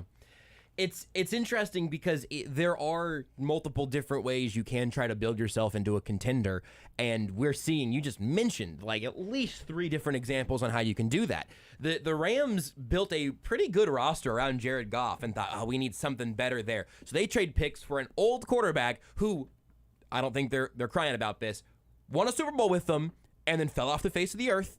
That has been the 2-year story there of Matt Stafford last year through this year. But you got your Super Bowl, and now you wonder what the future of their salary cap, what the future of their draft classes are going to look like, but they got a Lombardi. The Chiefs, you get the rookie quarterback, rookie contract, spend more around him, then pay that guy a ton of money, and then now they're going to have to get cheaper at other places to account for the fact that they have one of the highest paid quarterbacks in football, although his contract is still a gift at this point. Miami is in this whole third category where they have spent around their rookie contract quarterback, but he's not going to get a Patrick Mahomes deal. And I even wonder, after presumably they pick up a fifth-year option and you have the next 2 years of at least that much control for Tua, but then that fifth year, that cap hit becomes, first of all, immobile, and second of all, larger. But they're trying to now build around Tua, and maybe even they do the thing the Niners tried to do, which was say, Jimmy Garoppolo got us so far, but we're going to go get our next guy. I wonder if the Dolphins draft a quarterback in 2 years now instead of this year, just simply because paying Tua $40 million annually is no way to do business with all the other money they have. It just creates. It is very fun to me that I think we are seeing the NFL come up with more diverse ways of building a legitimate contending team. Because for a while it was have a superstar quarterback and or have a rookie contract quarterback way overperforming their salary. And we might be seeing some more, at least like subcategories within that I just think is fascinating. And you can also break it down where you say, you're paying this amount of money for Tyreek Hill. Mm-hmm. But you're also paying this little amount of money for Jalen Waddle. Yep. So if we view it positionally, yep, and we say the overall wide receiver position, we want to pay this percentage. Okay, well, a big portion of that percentage is going to go to Tyreek Hill. But we also have Jalen Waddle for 2 more years after this year, and then a fifth-year option, which would be a lot of money at that point. So you let him walk, and you readjust your wide receivers. At that time, you know what Tyreek Hill is. Do you get out of that deal at that time?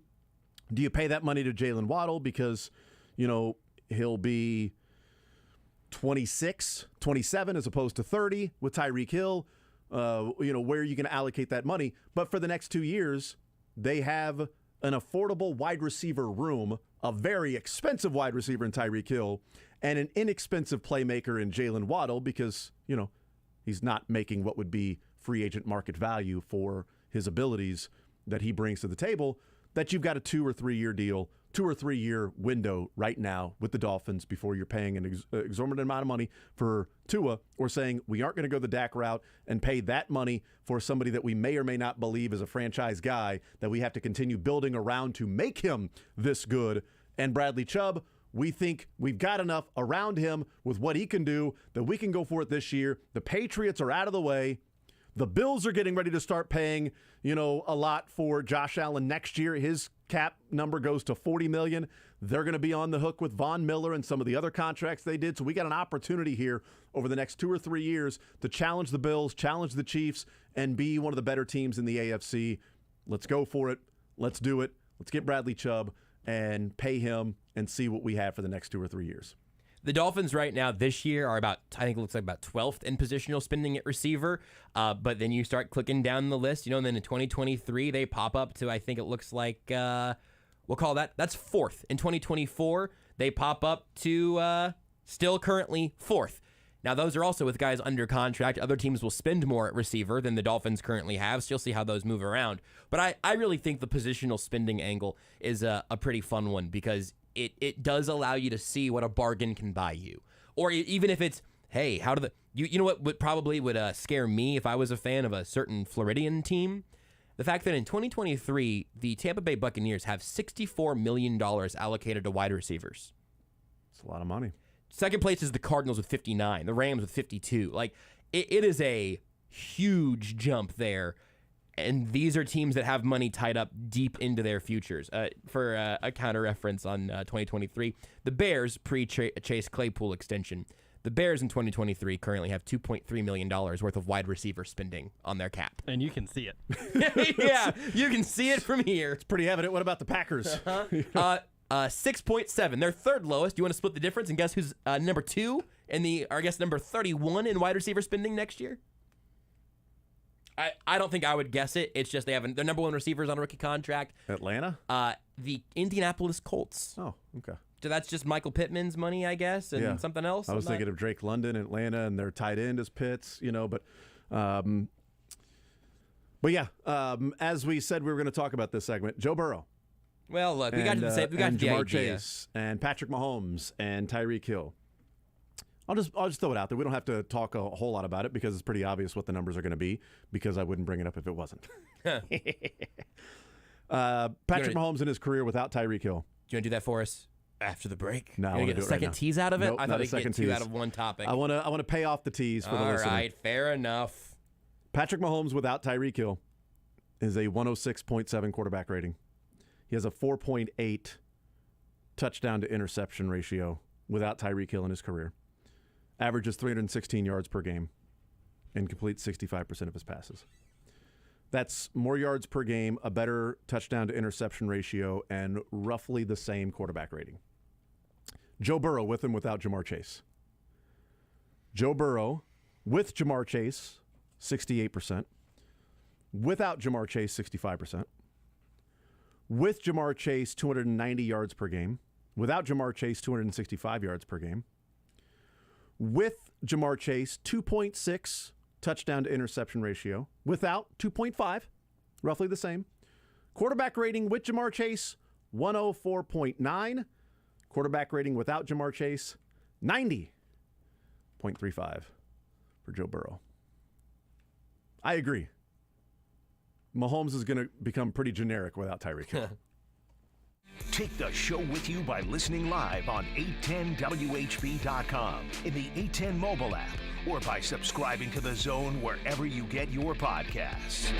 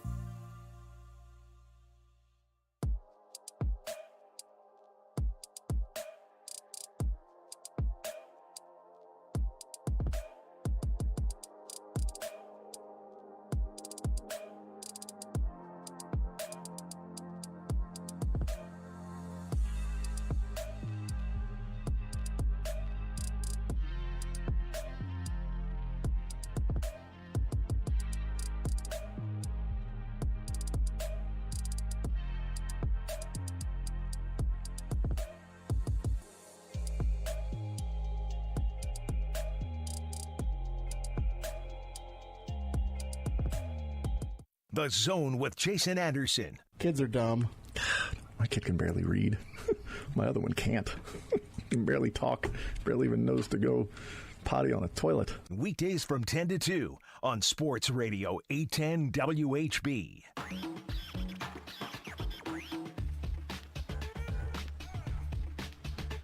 All right, we continue right here on Sports Radio 810 WHB. The trade deadline coming up at 3 o'clock.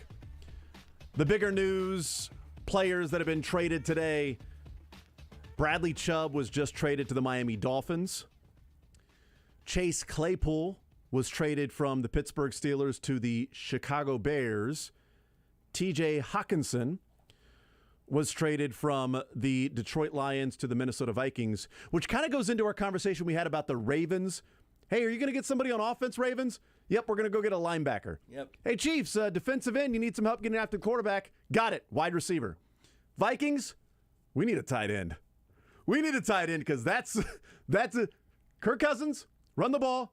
Jefferson's awesome, and we got to get that tight end in, and we got to get somebody that can be that Kyle Rudolph guy, since Irv Smith has not done that. And he's out 8 to 10 weeks as well, Irv Smith with an injury, and he's been often injured as well. So TJ Hawkinson is now a Minnesota Viking.